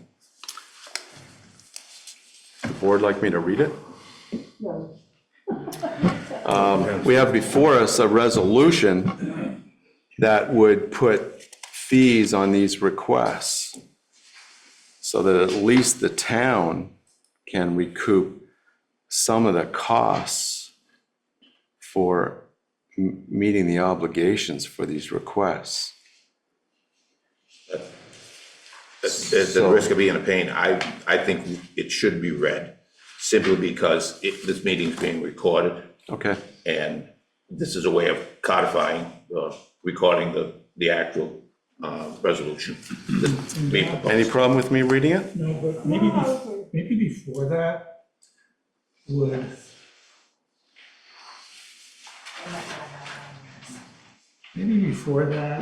just to give some context to this, This is updated. Okay. maybe we could hear from Brent and Judy, since they're the forefront of the records requests, and give the public and the board, the whole board, really what it means to provide these public records requests, the sort of the time suck that goes into it, the dollar value that is assigned to it, because if we have staff that's doing this and they're not doing other things like rewriting policies and such. And I guess the other question too is what happens to these public records requests? Because nothing ever comes back to us in terms of information or questions. It's all algo. And since I've been on board for 2 years now, never had a conversation about anything that's been ever found or discussed. So I don't know if you're comfortable, Judy and Brent, in talking a little bit about what it means to the administration and staff to provide this information and the cost. And just before you, thank you very much for saying that, Chris, because it was in my notes. I did want to say later that for all the ones that I've been involved in over the last 3 years, I've never heard anything back either. So I think that's worth noting. There's a lot of these out there, and you kind of wonder why they're coming at you. But we don't hear anything afterwards, after all the work is put into them, that anything came of it. So, but before, would you like to speak to this? Well, and just You or Judy? quickly, there's a state statute that we don't have here about requests. So this is just ours, but there is a state statute already established on how to charge. It's very minimal, I will give you that, but do we have that anywhere? It's not state statute, it's Secretary of State, and I have a Secretary of copy. State. Yeah, Okay, that I was gonna read off to people about. okay.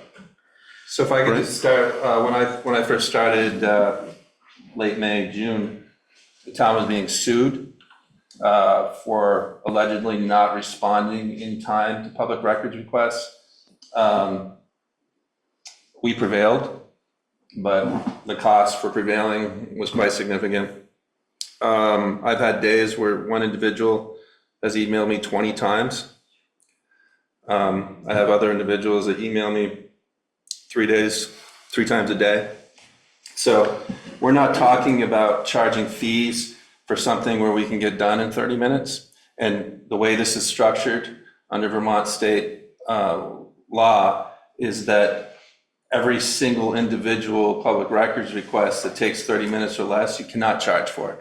And I'm 100% for transparency, but I do feel that there are abuses.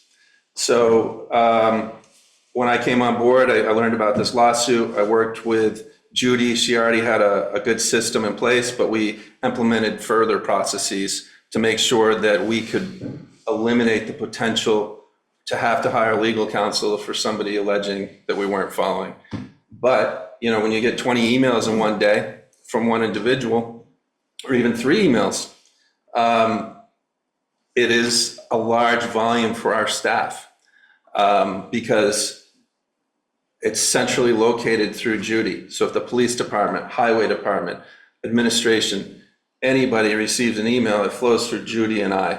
And I have to say, Judy takes on the burden of this for the most part. I mean, we confer on a daily basis about public records requests, and we try to keep each other on tasks along with our other responsibilities to try to be responsive and prevent this town from getting sued for allegedly not responding in time, because the state statutes are very strict. I'm honestly like sort of uncomfortable with this because I do believe in transparency, but I also see the cost that it's costing this town. We're not going to legal counsel for a majority of these things, but we do need to go to legal counsel for certain ones. And then when, you know, somebody files a lawsuit against us alleging certain things, that requires we protect the town. So I've only been here for 8 months, and I've seen how it can be abused.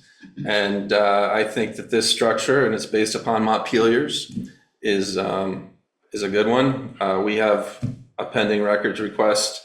Originally, it started out of potential thousands of records, and it's not just with us, it's for third parties that our police department communicates with, thousands of records. And you know, that's been minimized, but still estimated approximately 50 hours of staff time to respond to just one public records request. So that's why when Judy came to me, and it was actually legal counsel's recommendation that we implement this, and Judy came to me, and with mixed feelings, I bring it to all of you. And that's really all I have to say. I want Judy to be able to speak to this as well, because she did a lot of research to come up with this fee structure. Go ahead, Judy. Yeah, Judy Alberry. So Sarah belongs to a group contact with all of the clerks in Vermont. And so Sarah sent out an email just asking folks what they do in their particular towns and what the information is. We just did it on Friday, I think it was Friday. We didn't get anything back yet. But I just got this from the lawyer on Thursday when we were talking about a public records request that came in. And he said, you know, don't you folks have a fee schedule? and that the select board sets. And I said, no, we don't. We use the Secretary of State's uniform fee schedule. We've not charged anybody yet. So just to give you an idea, for staff time involved in physical duplicating a record, it's 33 cents per minute after the first 30 minutes. And the lawyer and I talked about this. I used Montpelier's that they're using, and it's $1 a minute, over 30 minutes. So the first 30 minutes, we don't charge. So 33 cents a minute versus $1 a minute. We're not even recouping. I have done nothing the month of January, but records request, agendas, minutes, and answer some questions. I've done no other work in January. And I cannot, personally, I can't do nothing else besides this, because that's not what I'm hired for. I need to support Brent and the business, the daily business of the town, and I can't get it done. And so we've got to find a way to manage. I agree with Brent. I'm all about transparency. I want to answer questions for people. We can't answer them as fast as residents want us to. And when we don't answer them according to their timetable, we get a public records request submitted, because that's forcing our hand to answer their question when they want it answered. And we just can't do it for all the residents that are asking these questions. It's impossible. So without enough time to be able to do our job and answer questions, this is where I'm at today, bringing you this, saying, can we at least recoup some of this money that we're having to pay lawyers to look at the public records request, to make sure that we're answering what we're supposed to answer and not anything that we're not supposed to go near because of exemptions. So I can run off the minutes here, the cents rather, 33 cents for staff. Senior level is 57 cents. I'm suggesting, I believe, $2. You have the fees in front of you. Other staff time, 45 cents a minute. 5 cents per single-sided copy is what they charge. 9 cents, I think ours is 5 and 10. So it's all really in line with the uniform fee schedule, except for the staff time. That's the biggest change, is the staff time. And then we did put in for the police department fees for the thumb drive, which wasn't in, and also fees for photos and cases and things of that nature, just to recoup some of the money that we're spending in lawyer fees and in staff time. So I want to be able to answer all of these questions for everybody, but I'm one person doing the work of several people on a regular basis, because there's just so much going on in this town. So Judy, can I ask one question quick? On the police reports. Yeah. When I've had people hit me, I've never had an accident, they always hit me. I go to the police department and get my report. So is that not the norm? Why are people coming to you? Why would not they go right to the? If it's a police public department? records request, it has to come through administration for record keeping. Okay. So, and I don't know what their rules are, if a victim or whatever gets their report for free, I don't know any of that, or if there's a charge for that. Okay. So they'd have to answer that, but I keep records of all the public records requests that come in, whether it's for the town clerk's office, whether it's for administration, whether it's for police, highway. They're centralized because the statute is so strong on responding and in doing it in so many days. And if you can't, you can invoke longer time if you can't get it done, because the research might be really, really, I had to go to the basement and pull boxes up for a public records request. That takes days to go through that. So I have a request from a board member to read this resolution, and unless there's objection from the board, I will do that. You're talking about this? Yeah, just so. I've for just the got a record. question about what's the rough, your average amount of time that you spend, or that the staff spends on a public records request? I know you've mentioned days, but are any of them in that half hour? Yes. Okay. Yes. Okay. I would say that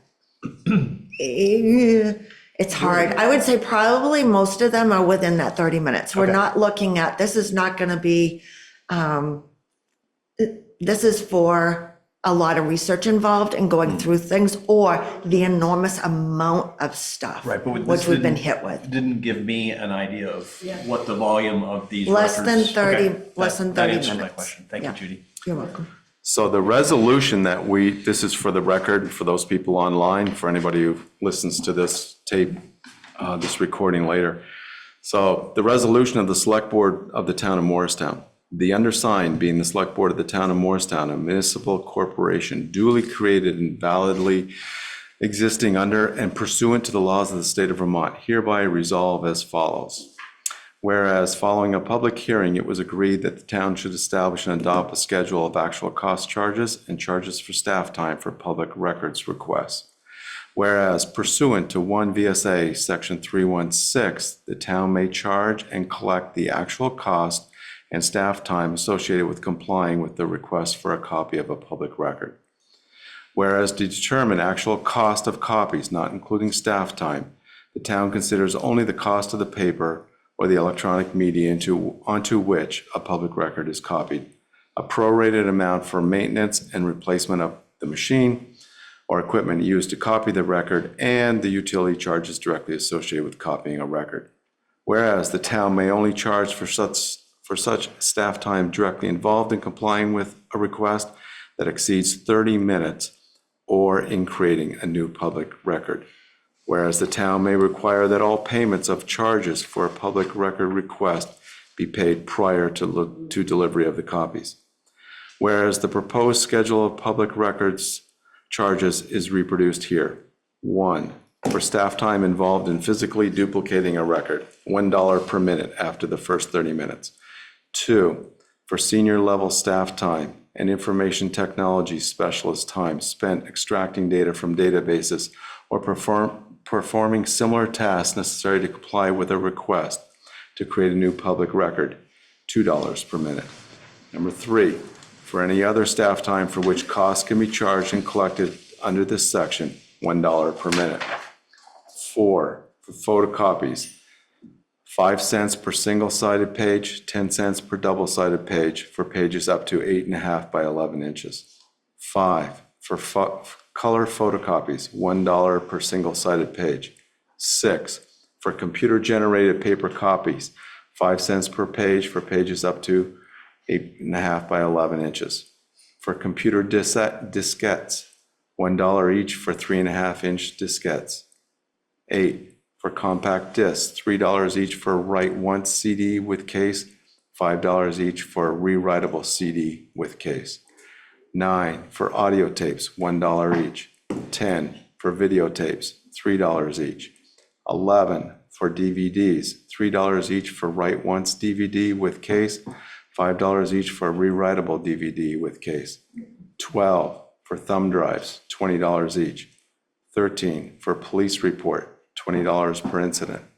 14, for police video, $45 per incident. 15, for police photos, $45 per incident. 16, for police crash reports, $20 per incident. 17, for police audio recordings, $45 per incident. Whereas the schedule of public records charges shall be posted in prominent locations in the town office. Now, therefore, be it resolved that the Select Board authorizes and adopts the proposed schedule of public records charges and requirements as produced herein, effective immediately. So that is the resolution before us. Thank you. You're welcome. I would entertain any thoughts. The chair's already given his thoughts on this.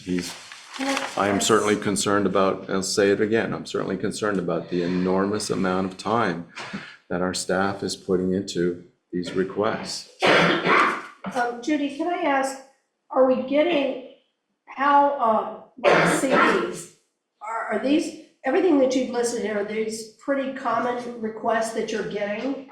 Or is this just covering your bases? No, this is from the legal counsel. Okay. they created the resolution because you just don't know what you're gonna be asked for. So they wanted to make sure, and we did add, as Don read off, I think it was number 9 as a thumb drive. Because Chief Luno called today and said that they're actually doing a lot on thumb drives. And so he wanted that added to the resolution. Thank So, you, yeah. Judy. Thank you. Other comments, questions from the board? So is tonight's meeting in discussion, since it was warned on the agenda, is this considered the public hearing? I don't have an exact answer to that. It is. Judy's telling us it is. Okay. Sarah? Because that's a warrant item to talk about the resolution. And the attorney knew that we had this meeting tonight, so he wrote that for us for it. So I would say so, but We can double I'm check. not the expert. So the significance of your question, Chris, is whether or not we can adopt this tonight? Well, I'm just saying is that it says following public hearing, so is this considered the public hearing since it was a warrant item and we're discussing this? So if it is, I'm happy to make a motion, but if we would be in violation of some public hearing process, we could do it at our next meeting on the 17th, 18th. I'm looking at my town manager right now, just wondering what thoughts he might have. While you're thinking, I don't know if this would be an appropriate motion, but could you make a motion that assumes that this is a public information meeting tonight, or a public hearing? And if it is, then the motion would stand. If not, the motion would not stand? I'd rather not do a redo. Yeah. I'm kind of concerned about the language in the agenda, consideration of adopting. It doesn't say anything about specifically adopting. It says consideration. So I think that might mean that we're discussing it. And kind of to Chris's point, we don't want to redo if we're. So the language consideration is because you don't want to warn a meeting with approve this, adopt this. It's a consideration of adopting. That's why it's consideration. I share Chris's concern. I think we need to be sure that what we're doing is legal. And unless Brent or Judy can convince me that the waiting of 2 weeks is problematic, I would prefer to wait the 2 weeks and get it right the first time, whatever that is. That's my opinion. I mean, I certainly subscribe to what this resolution does. I just want to make sure that the process that we're going through is correct. Agreed. Brent, are we in any rush to get this done tonight? No, Can we wait 2 weeks? we can. I doubt that the attorney will say that, because we consulted with the attorney specifically for this meeting tonight, but to assure you all that, this is kosher, we'll get that answer for you, and, we can discuss about having it on a future agenda. Okay. Well, then I would suggest then that administration take that and we consider this at the February 16th meeting or 17th meeting? It is the 18th. The 18th meeting? Thank you. Tuesday, after the president's. Yes. I just want to, one question I have, just because I'm with Brent, I think if people have questions, they should be able to ask. There's a fine line of when does it become abusive? And that's a gray area. So, again, I look at the 30-minute, but I also question, are we then going to end up spending a lot of time billing, figuring out the bills, billing, and how collectible will these be? Well, they don't get the public records request until they pay for it.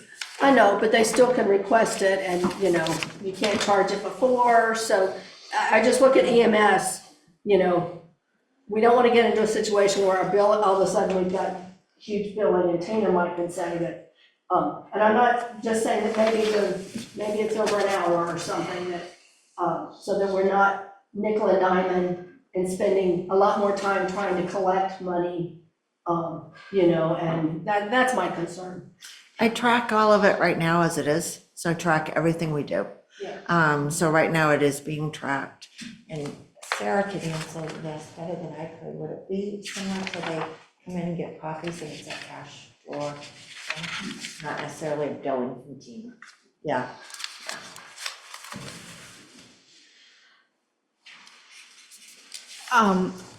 I had one public record request that I can remember a couple years ago that was large. Every single town clerk in the state got it. And I had to consult with the attorney on it. And what he did was help me figure out, guesstimate how many copies I thought it was. I had to go down to the vault for hours and figure it out, guesstimate how much time that I thought that it would take me to copy and get everything. So I sent a guesstimated bill. I typed it up in Word and I said, I think it's going to be $250, whatever it was. It was a lot of copies. If you want this request, you have 30 days to pay me that money in advance. And then once I receive the money, then I will I will actually photocopy and do the request. And this person was out of state. They never came back because they had asked every clerk. But so I think with these larger requests, we would guesstimate how much it would cost, and we would be paid in full before we actually did the work, so that the person could decide, is it worth the money for them? Thank you, Sarah. Okay, other comments then? I think we're letting administration know that we'd like to reconsider this in 2 weeks, bring this back. Okay. So next on the agenda is Select Board Rules of Procedure. Can we open it up to comment, or no? Sure, absolutely. Come on up to the microphone. Sorry, I think, I didn't see any hands. I was waiting for you to say Thank you, and that is true. My name's Tom Cloutier. I have problems with this big time because what we're doing here is charging the residents money, and they're already paying for your salaries and everything. And now you want, and it's exorbitant. What you're going to do is stop these requests from occurring. And my understanding here is, I don't know how many you said you had last month, but I bet 10 of them were mine. And they were all done in the legal time, got back with no problem at all. My request was for general information on how this runs. I don't think either one of you had a problem with any of my requests. Please So if you direct your take off 10, comments to the chair, please. if you take off, Not to others in the room. okay. If you take off my 10 or a dozen, and maybe the paper must have a few of their requests too, you're not talking about a lot of people doing this. And I can see there can be abuse. But what you're doing with this large amount of money it's costing them, you're going to stop the real serious request for public information not to be filed. And you got to be careful of that. There's no place on there for like waivers. Can you give waivers? Who's going to time the person to go make copies or time them for doing whatever work they're doing?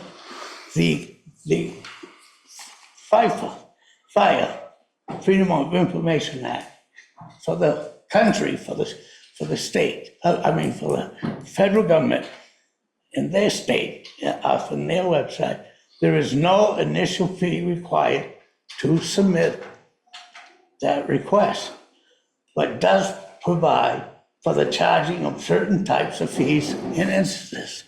what do you do with that information?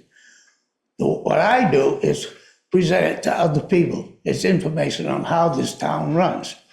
If a person was to do it for a commercial reason, charge them. I don't have a problem with that. Thank you, Tom. What, I am not through yet. Well, you know the way, I am not through yet. And please finish your for a typical sentence. requester, the agency can charge for the first time, this is federal government, it's to search for records and for duplication of those records, usually no charge for the first 2 hours and no charge for the first 100 pages of duplication. We got digital time now. You just send it out digital, so that's good. Thank Be you. careful. Are we on a time thing here? Yes, we are. You know the rules of procedure. Listen. You've heard me say them many times. Come on. James Brewster, first I want to say thank you for moving this down the road and not considering this the public hearing. That was a concern of mine. Understandably, that the town wants to recoup some of its fees. I get that. Point of reference, the Attorney General's fee, they date back to 2003. Why they haven't updated them, that's on them, right? But 33 cents per minute for staff time, 50 cents per minute for senior staff, we're looking at, $19.80 and $34.20. What's being proposed here breaks down to $60 an hour and $120 an hour. Respectively, that's 100% and 111% increase between what the state's charging and what we would like to charge. I'm not quite sure how these figures were derived. It seems as though we just grabbed them from somebody else and we're not basing these figures off of what it actually would be costing us. I'd kind of like to see that. And another example, police photos, $45 per incident. So if there's one photo, it's $45. If it's 10 photos, it's $45. I have a question there. So those are things that I have an interest in. And just as a point of note, there's a 10-minute comment period. Each person's allowed 2 minutes. So if we don't hit that 10-minute period, I don't know why Tom can't come up for another 2 minutes. I don't know why either. Thank you. That is, and Jamie, go ahead.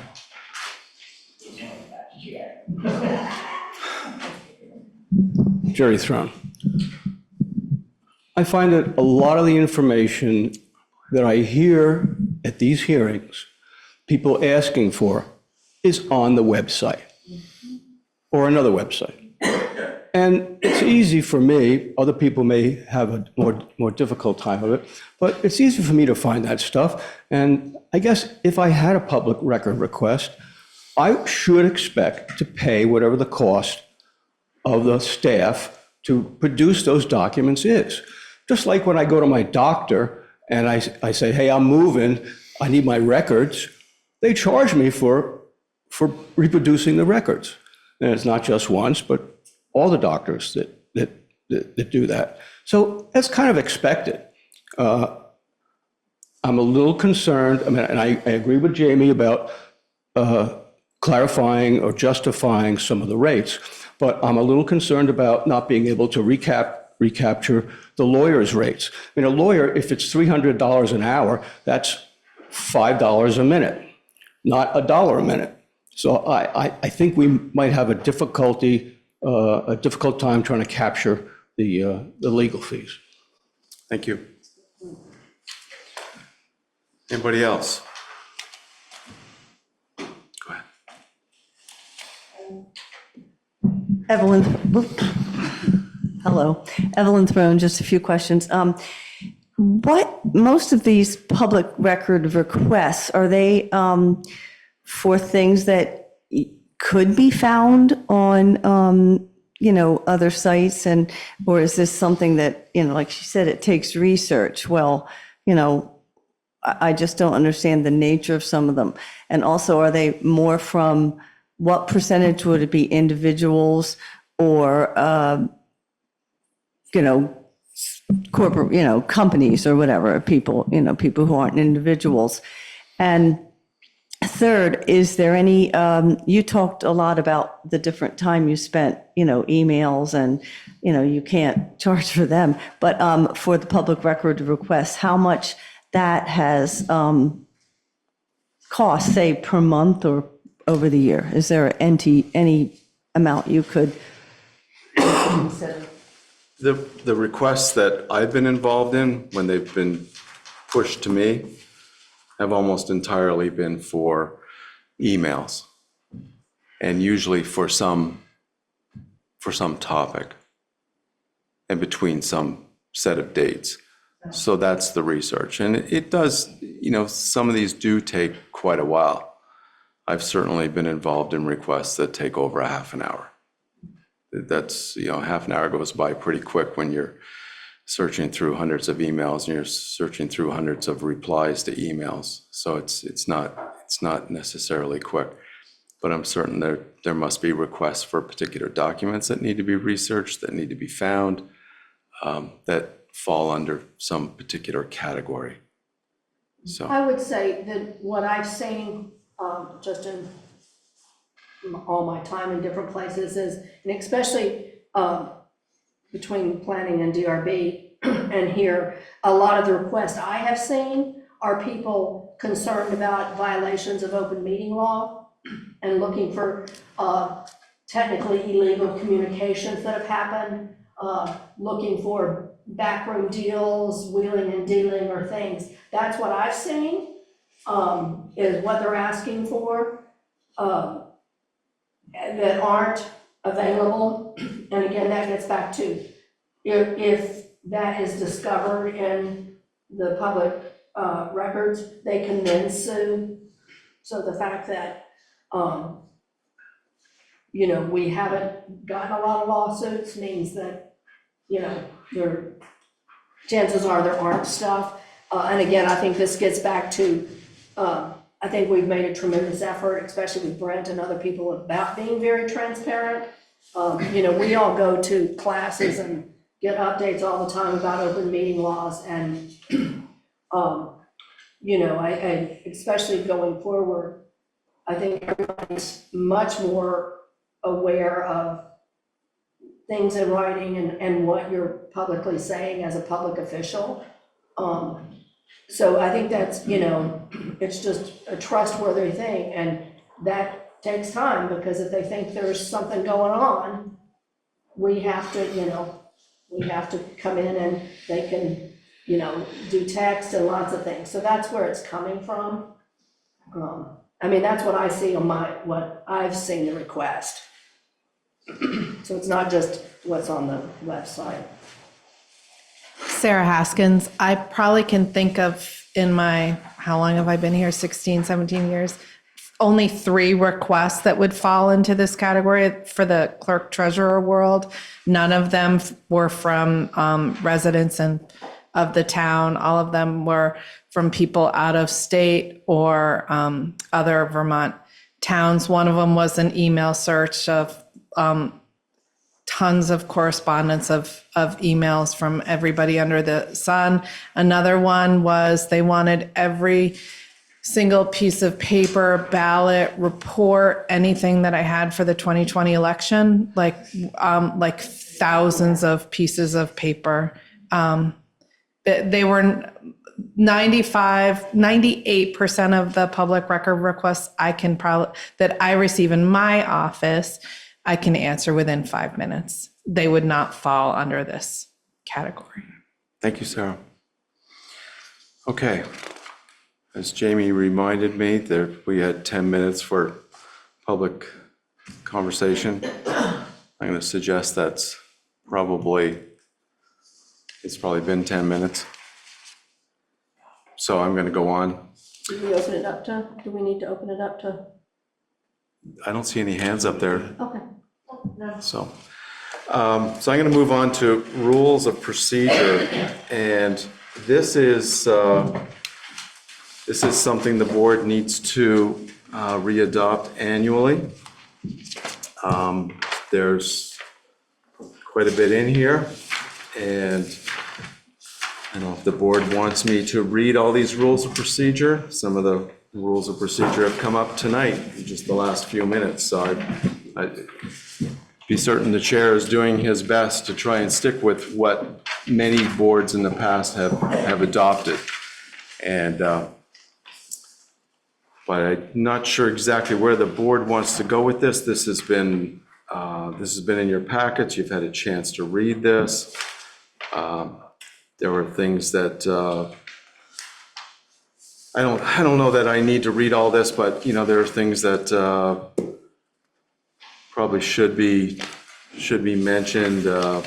It hasn't been in the last 12 months, but when I was vice chair, there was a motion to call the question. This is number 6 under rules of procedure. And it was suggested that I did not need to have a vote, but in fact, if a question is called, there does need to be a 2/3 agreement to call a question, which would require 4 of the 5 select board members to close or limit debate on a particular motion. I think that's worthy of reminder. I think in section under agendas, section 1 or bullet number 1, that the agenda shall be posted on Front Porch Forum. That was something that was removed by this board a year ago. And it was suggested that that be optional, but in this draft, it is shall be posted. So it says, in that piece though, it says at least 48 hours prior to a regular meeting or at least 24 hours prior to a special meeting, it will be posted on Front Porch Forum, but in the normal postings, it doesn't show Front Porch Forum. So I saw that as a fail-safe for public notification, not mandate. That's what I read. But it does say at a regular meeting, right? At least 48 hours prior to a regular meeting. Or a special meeting. Or a special meeting. But above that, it talks about where it would be posted in the post office, municipal building, Morrisville Water and Light. And then it goes on to say, and I read that as a fail-safe because you wouldn't, if it was on a weekend, you wouldn't be able to post it necessarily at Water and Light. You wouldn't necessarily post it at the library. It was more of a fail-safe. Maybe that's. So if we want to change that and clarify that, because right now it says it shall be posted. Right. Sure. Yeah, go ahead. So what you're seeing is something that was signed in 2023. And since we're having this conversation, I just wanted to put this in here, what I saw that needed edits. So what you're seeing are red lines. You look at the Front Porch Forum, that was signed in 2023, it was lowercase. So I just did a simple proper noun correction of Front Porch Forum. It's not anything new. I know that subsequent to 2023, there was something else that removed this requirement, but it's still in the current active rules of procedure for the select board. Right. My red line is meant for just like Grammar. no, it's meant for also considering some efficiencies in communicating, whether it be from the public or from select board member to select board member, so that there's no confusion and it's very clear what's being asked for in any given meeting. This is all just to begin this discussion because it's not actually, nothing is actually going to be voted on until after the elections in March. And I know that Laura, she's the one that initiated this topic, and she has significant other things that she wants to discuss beyond my red line. So I hope my red line isn't causing any confusion, because I've received a lot of questions amongst the select board about the Front Porch Forum, and so I just wanted to clarify this. Yeah, and I'm just highlighting it because of the way it reads right now, and I just wanted the board to make sure that we were considering that. It may very well be that this board or the next board will change that as we did a year ago and make that an optional, but I just wanted to clarify that that is in there. The other things too is that the website should be a .gov, .gov. Yes, that's good. There's 2 places, one under agendas and one under meetings. Meetings number, in my red line number 2 is one of those. Catch.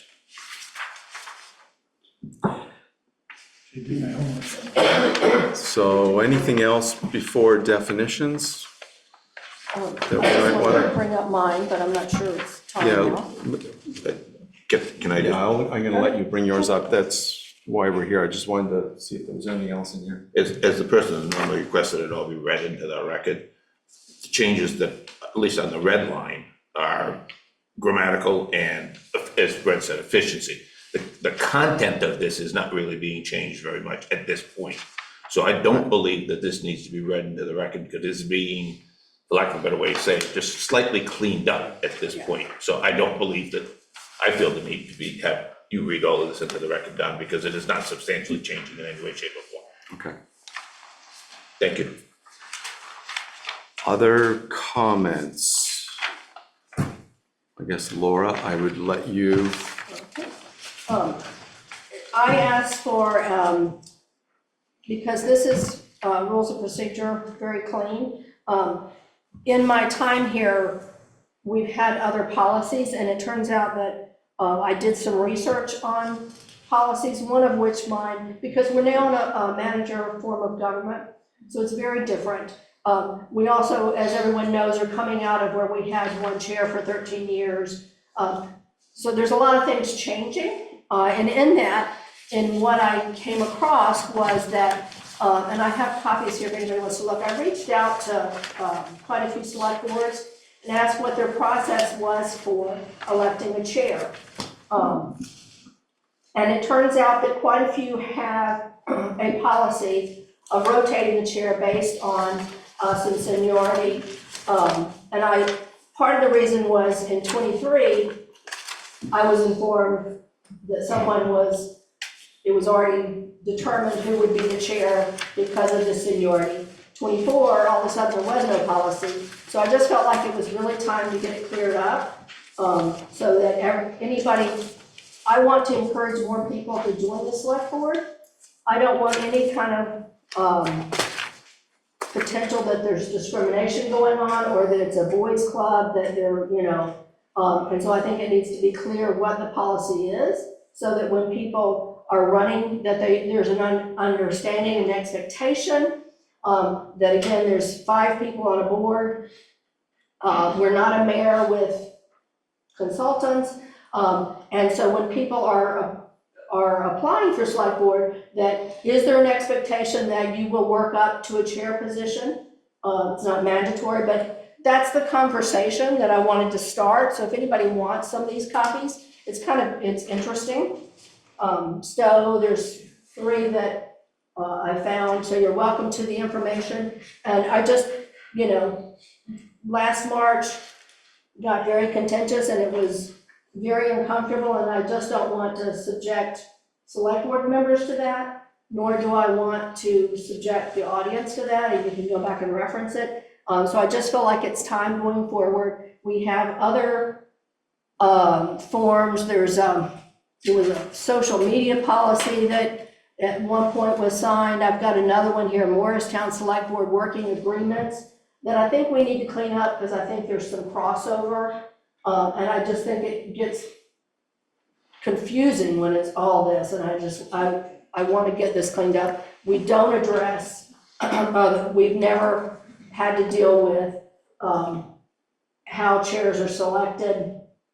And again, now that we have a manager form of government, what is the process, and relooking at what exactly the chair's responsibilities are, because I think that has shifted drastically. So that's what the conversation I want to start. I want to have it before we actually have the elections, so that we know what to expect and what's coming, rather than all of a sudden we get into an election and it becomes a free-for-all, which is what I felt like it did last year, so. Okay, thank you. If anybody wants information, you're welcome to it. Any comments from the board? if the question is about how we're electing chair and vice chair, I don't believe it should be a rotating position. I think it should be an elected position. Leadership is a huge aspect of this board. How we have select a leader should not be, it's your turn because it's this year. That feels to me inappropriate. Leadership has a lot of challenges on this board. The skill set is significant to make a meeting run properly, to help Brent have a town run properly, to work collaboratively with Brent and Judy. It's a lot of work, it's a lot of time, it takes a lot of skill. You look at any studies about leadership and they identify certain key aspects of leadership that are consistent. We need to look for the best person we have to sit in the chair and the vice chair position, not a batting order of who's next. That does not make any sense to me. It doesn't seem to me it will function properly. It's wrong in my mind. It's not an appropriate way to do it. People are elected to positions, and therefore the chair and the vice chair should be elected to their position. They need to have the support of the board. To simply put the next person in who may not have the support of the board is to create a dysfunctional board by design. When you vote on a chair and you vote on a vice chair, the only reason someone's going to get that seat is because they received the majority of the votes. They may not receive all the votes. We don't talk about unanimous. It's only the logical way to do this for me. Anything else is not appropriate, and it does not recognize the skill set that leadership should have. And I think when I'm voting for a chair and a vice chair, that's what I'm looking for. Do these people have the skill sets, the knowledge base, the ability to communicate effectively, to deal with difficult situations? We've had difficult situations. We will certainly don't have to go too far back to look at the Jersey Heights situation.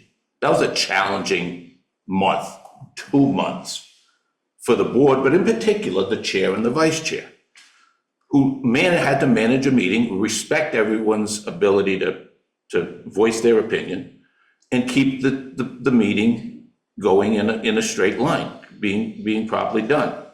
There have been others that don't come to mind immediately. The Jersey Heights one is a classic, and it took a long time. Having the right person sitting in that chair, and I'm not talking about Donna, I'm talking about the chair. This could be after the next board, the board after us. This sets a precedent. If we start to go backwards to a next man up, next person up, it's going to lead us to places where board members won't see any value in coming. We need to elect the best people for the position, and the majority rules. That's the way it should be, in my opinion, not just a rotating chair. I just want to speak to that because Morrisville Laura, Water and Light. Yeah, okay, I just want to make sure the other board members get a chance. Morrisville Power and Light have had a rotation system for over 10 years. Stowe Select Board has had a process for over 10 years. Cambridge has also. The part of the argument in what you read in here is that if the town elects folks, the town has decided by providing a rotation, you're providing experience and equitability. The minute it becomes up to 5 people, it becomes subjective. And that has been the concern, and that's why I bring it up. Richard? I can see some of your points, Laura, but I also feel that in our particular situation, we lost a lot of institutional knowledge over the last couple of years. And I feel that that's pretty crucial in decision-making. And to George's point, to, you know, the next man up there may be something going on where that person isn't ready to. And they don't take- have to take it. But if we're making a policy, it seems as if we're setting a precedent where we would make a policy that said year 2 or year 3, whatever the number is, that you're up. Unless, I mean, I don't see that that's a very efficient way to go. I know my experience on this board is that I feel like we all are offered an opportunity to have conversation with our chair and with each other. And the comments that we make amongst each other are all taken at face value, and we don't have the same opinion. And we get the job done the best way we can for our community. That's how I feel about it. Chris? You know, state statute, you know, pretty much lays out, you know, what a chair, vice chair does, and it's call a meeting to order, make or break a tie, and pretty vanilla things overall, other than just duties of running the meeting. But municipal government is a lot more complex than that. And if you take a look at the time, and I know firsthand here, having gone through multiple administrators and interim town managers and now town manager, that what's required to be a real partner in running this municipality is, you know, time that's spent reviewing agenda items, coming up to speed on all of those agenda items, being knowledgeable about all of those things. So as the chair and vice chair leads the community and the board through a thoughtful and thorough conversation, that we are able to partner with administration in answering questions, both in a meeting and outside a meeting. It provides, you know, true leadership to how the mechanics in a meeting and outside a meeting work. I know firsthand that Don, as our chair over this last year, has spent endless hours prepping for meetings. And he's done an excellent job in guiding this board through. And I think that his example is truly what a chair brings to a board in a community conversation. Not everyone aspires to be in a leadership position, but ultimately, we need the best person or persons in those seats to make sure that we run an efficient municipality, efficient board meeting, and people get the best product for what they elected us to do. It shouldn't be a tag your vet. And I fully subscribe with George on the things that you said. We're setting a policy for not only next board, but boards to come. And I think that we were all elected in our chairs to help lead this town. And I think it should be up to this board to pick the best leader to move everyone forward. Thank you, Chris. My remarks are going to be very brief. I fear anything I say is going to be taken as self-serving, so I will. But I will say it's been a humbling experience. It's been a busy experience. It's been a stressful experience. Very proud to have done it. Very thankful to the board. And I'll certainly remember it for a long time. So with that said, I'm going to move on. Come on.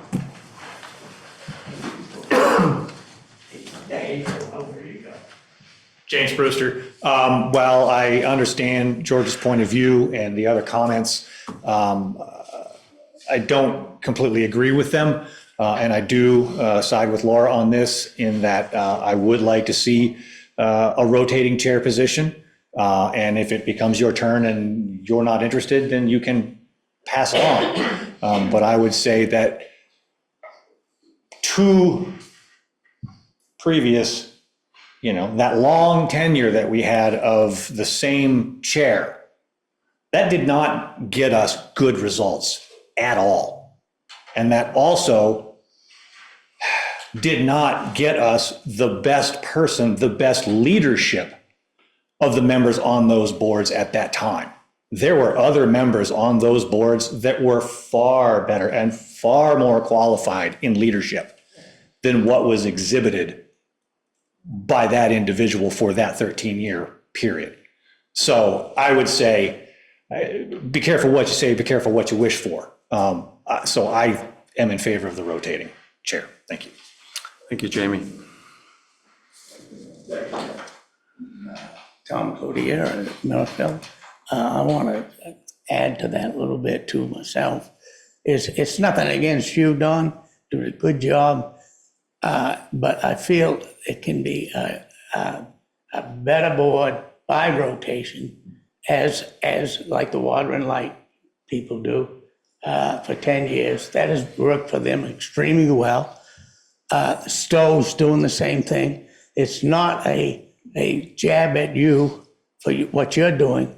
It's to get a rotation going where everybody gets a chance. They don't feel they're up to the job. Like you said, you can just pass on it. And the only other comment I want to make is I cannot for the life of me understand why these agendas are not put in the front porch forum. They have about 4,600 subscribers that we're not touching by not putting that agendas in there. And it's free. We got 100 subscribers, 200 subscribers to our website, the town website. They have 4,600. I can't understand why we don't do that and to let people know. I hope it's in the net. I hope it's there. Thank you. Thank you, Tom. That's 2 minutes. Thank you, Tom. Thank you for that, too. I have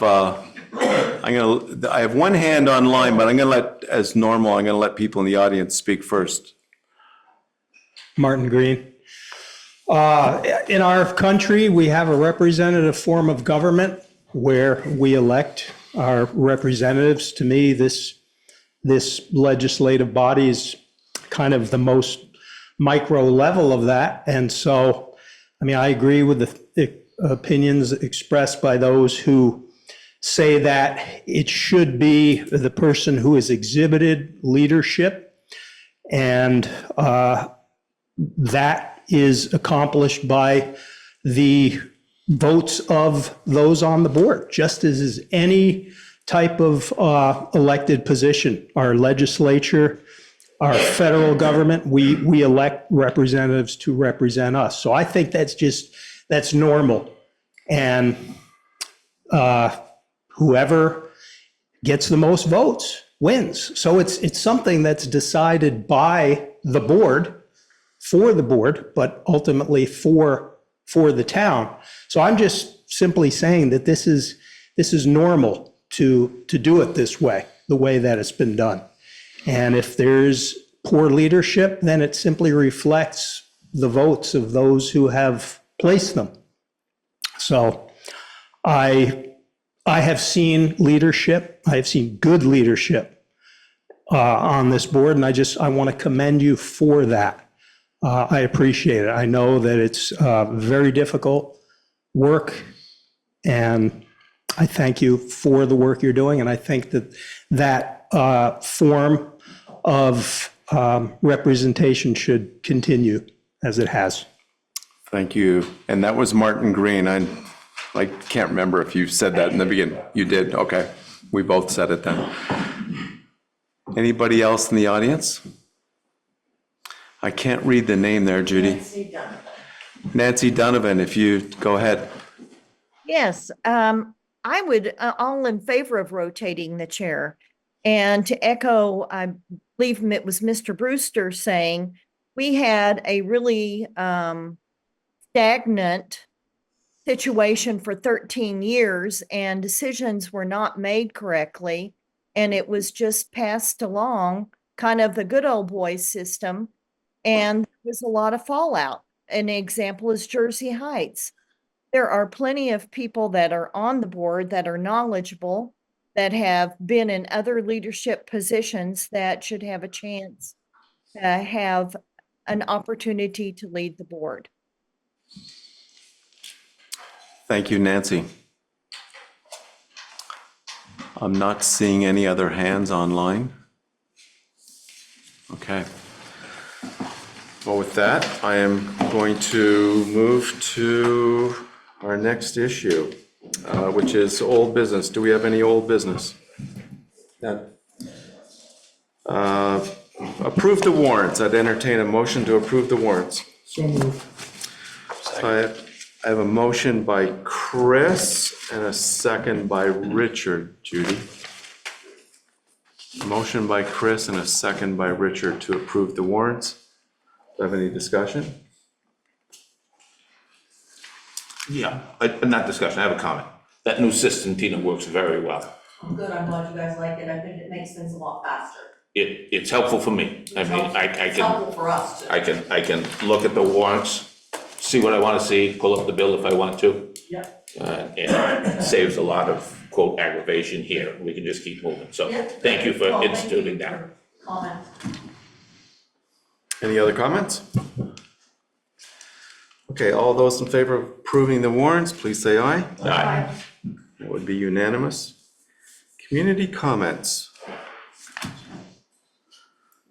Thank you. 2 minutes. No, I don't need that. I don't even need 2 minutes. Never mind. I'm gonna read this to you. Just to keep it civil. I will read this. A number of residents have shared with me that they find it troubling for our community that after nearly 15 years of dedicated service to town government, the resignation and the departure of Todd Thomas was so abrupt. They are concerned about the process that occurred regarding his departure and the future direction zoning and planning is currently taken in our town. I find it deeply concerning and disappointing that after 2 weeks have passed since Todd's resignation, without our select board, except a personal piece by Laura, and our town administration, writing a public thank you or recognition to a longtime employee for many things he's done for our town has not been done. It's embarrassing. What impression does this make for others when they think about our town? 15 years he was here. Walk up and down Main Street. His work is in hand and all of that. Your Habitat for Humanity was working that. And not even a thank you from this administration, including all of you except for you, Laura, on this board. It's embarrassing. Thank you, Tom.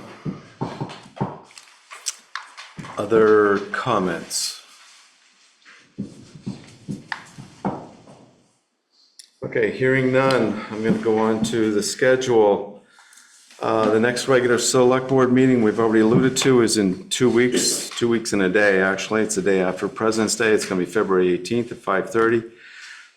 That same week, on Thursday, February 20th, there'll be a special meeting here. There'll be a select board special meeting with David White in the room to speak to where the zoning and planning department is going to go in the future.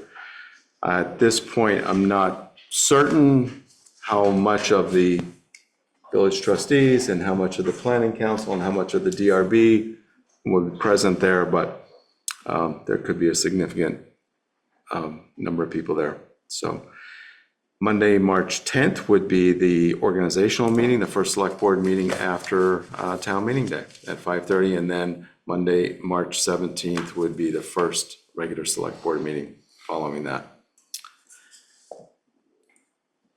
Other business. So we're going to move into executive session at this point. So the motion is, I move to go into executive session because I find that premature general public knowledge of probable civil litigation to which the public body may be party will clearly place the town at a substantial disadvantage by disclosing its negotiation strategy. I have a motion. Do I have a second? So I have a motion by Chris and a second by Richard. Do I have any discussion? Hearing none. All those in favor of the motion as presented, please say aye. Aye. That would be unanimous. I would further move to go into executive session to discuss the probable litigation under the provisions of Title I, Section 313A1, the Vermont statutes, and to discuss the evaluation of public officers and employees as allowed under 1 VSA, Section 313.3, and include Town Manager Brent Raymond, Executive Assistant Judy Alberry, Finance Director Tina Sweet, Town Clerk Treasurer Sarah Haskins, Assistant Town Clerk Treasurer Mitzi Fleming, Chief of Police Jason Muno, Joey Marshall, John Clegg Jr., Connie DeMars, and Nancy Stewart. Second. I have a motion by Chris. I have a second by Richard. Do I have any discussion? Hearing none. All those in favor of the motion as presented, please say aye. Aye. That would be unanimous. Okay, we're back out. Okay, I would, we've come out of executive session. We are not taking any action. So I would entertain a motion to adjourn. So moved. I have a motion by Chris and a second by Richard to adjourn. Any discussion? Hearing none, all those in favor of adjournment, please say aye. Aye. That would be unanimous. Thank you, everybody. Tina, we'll have this for you in just a second. No problem.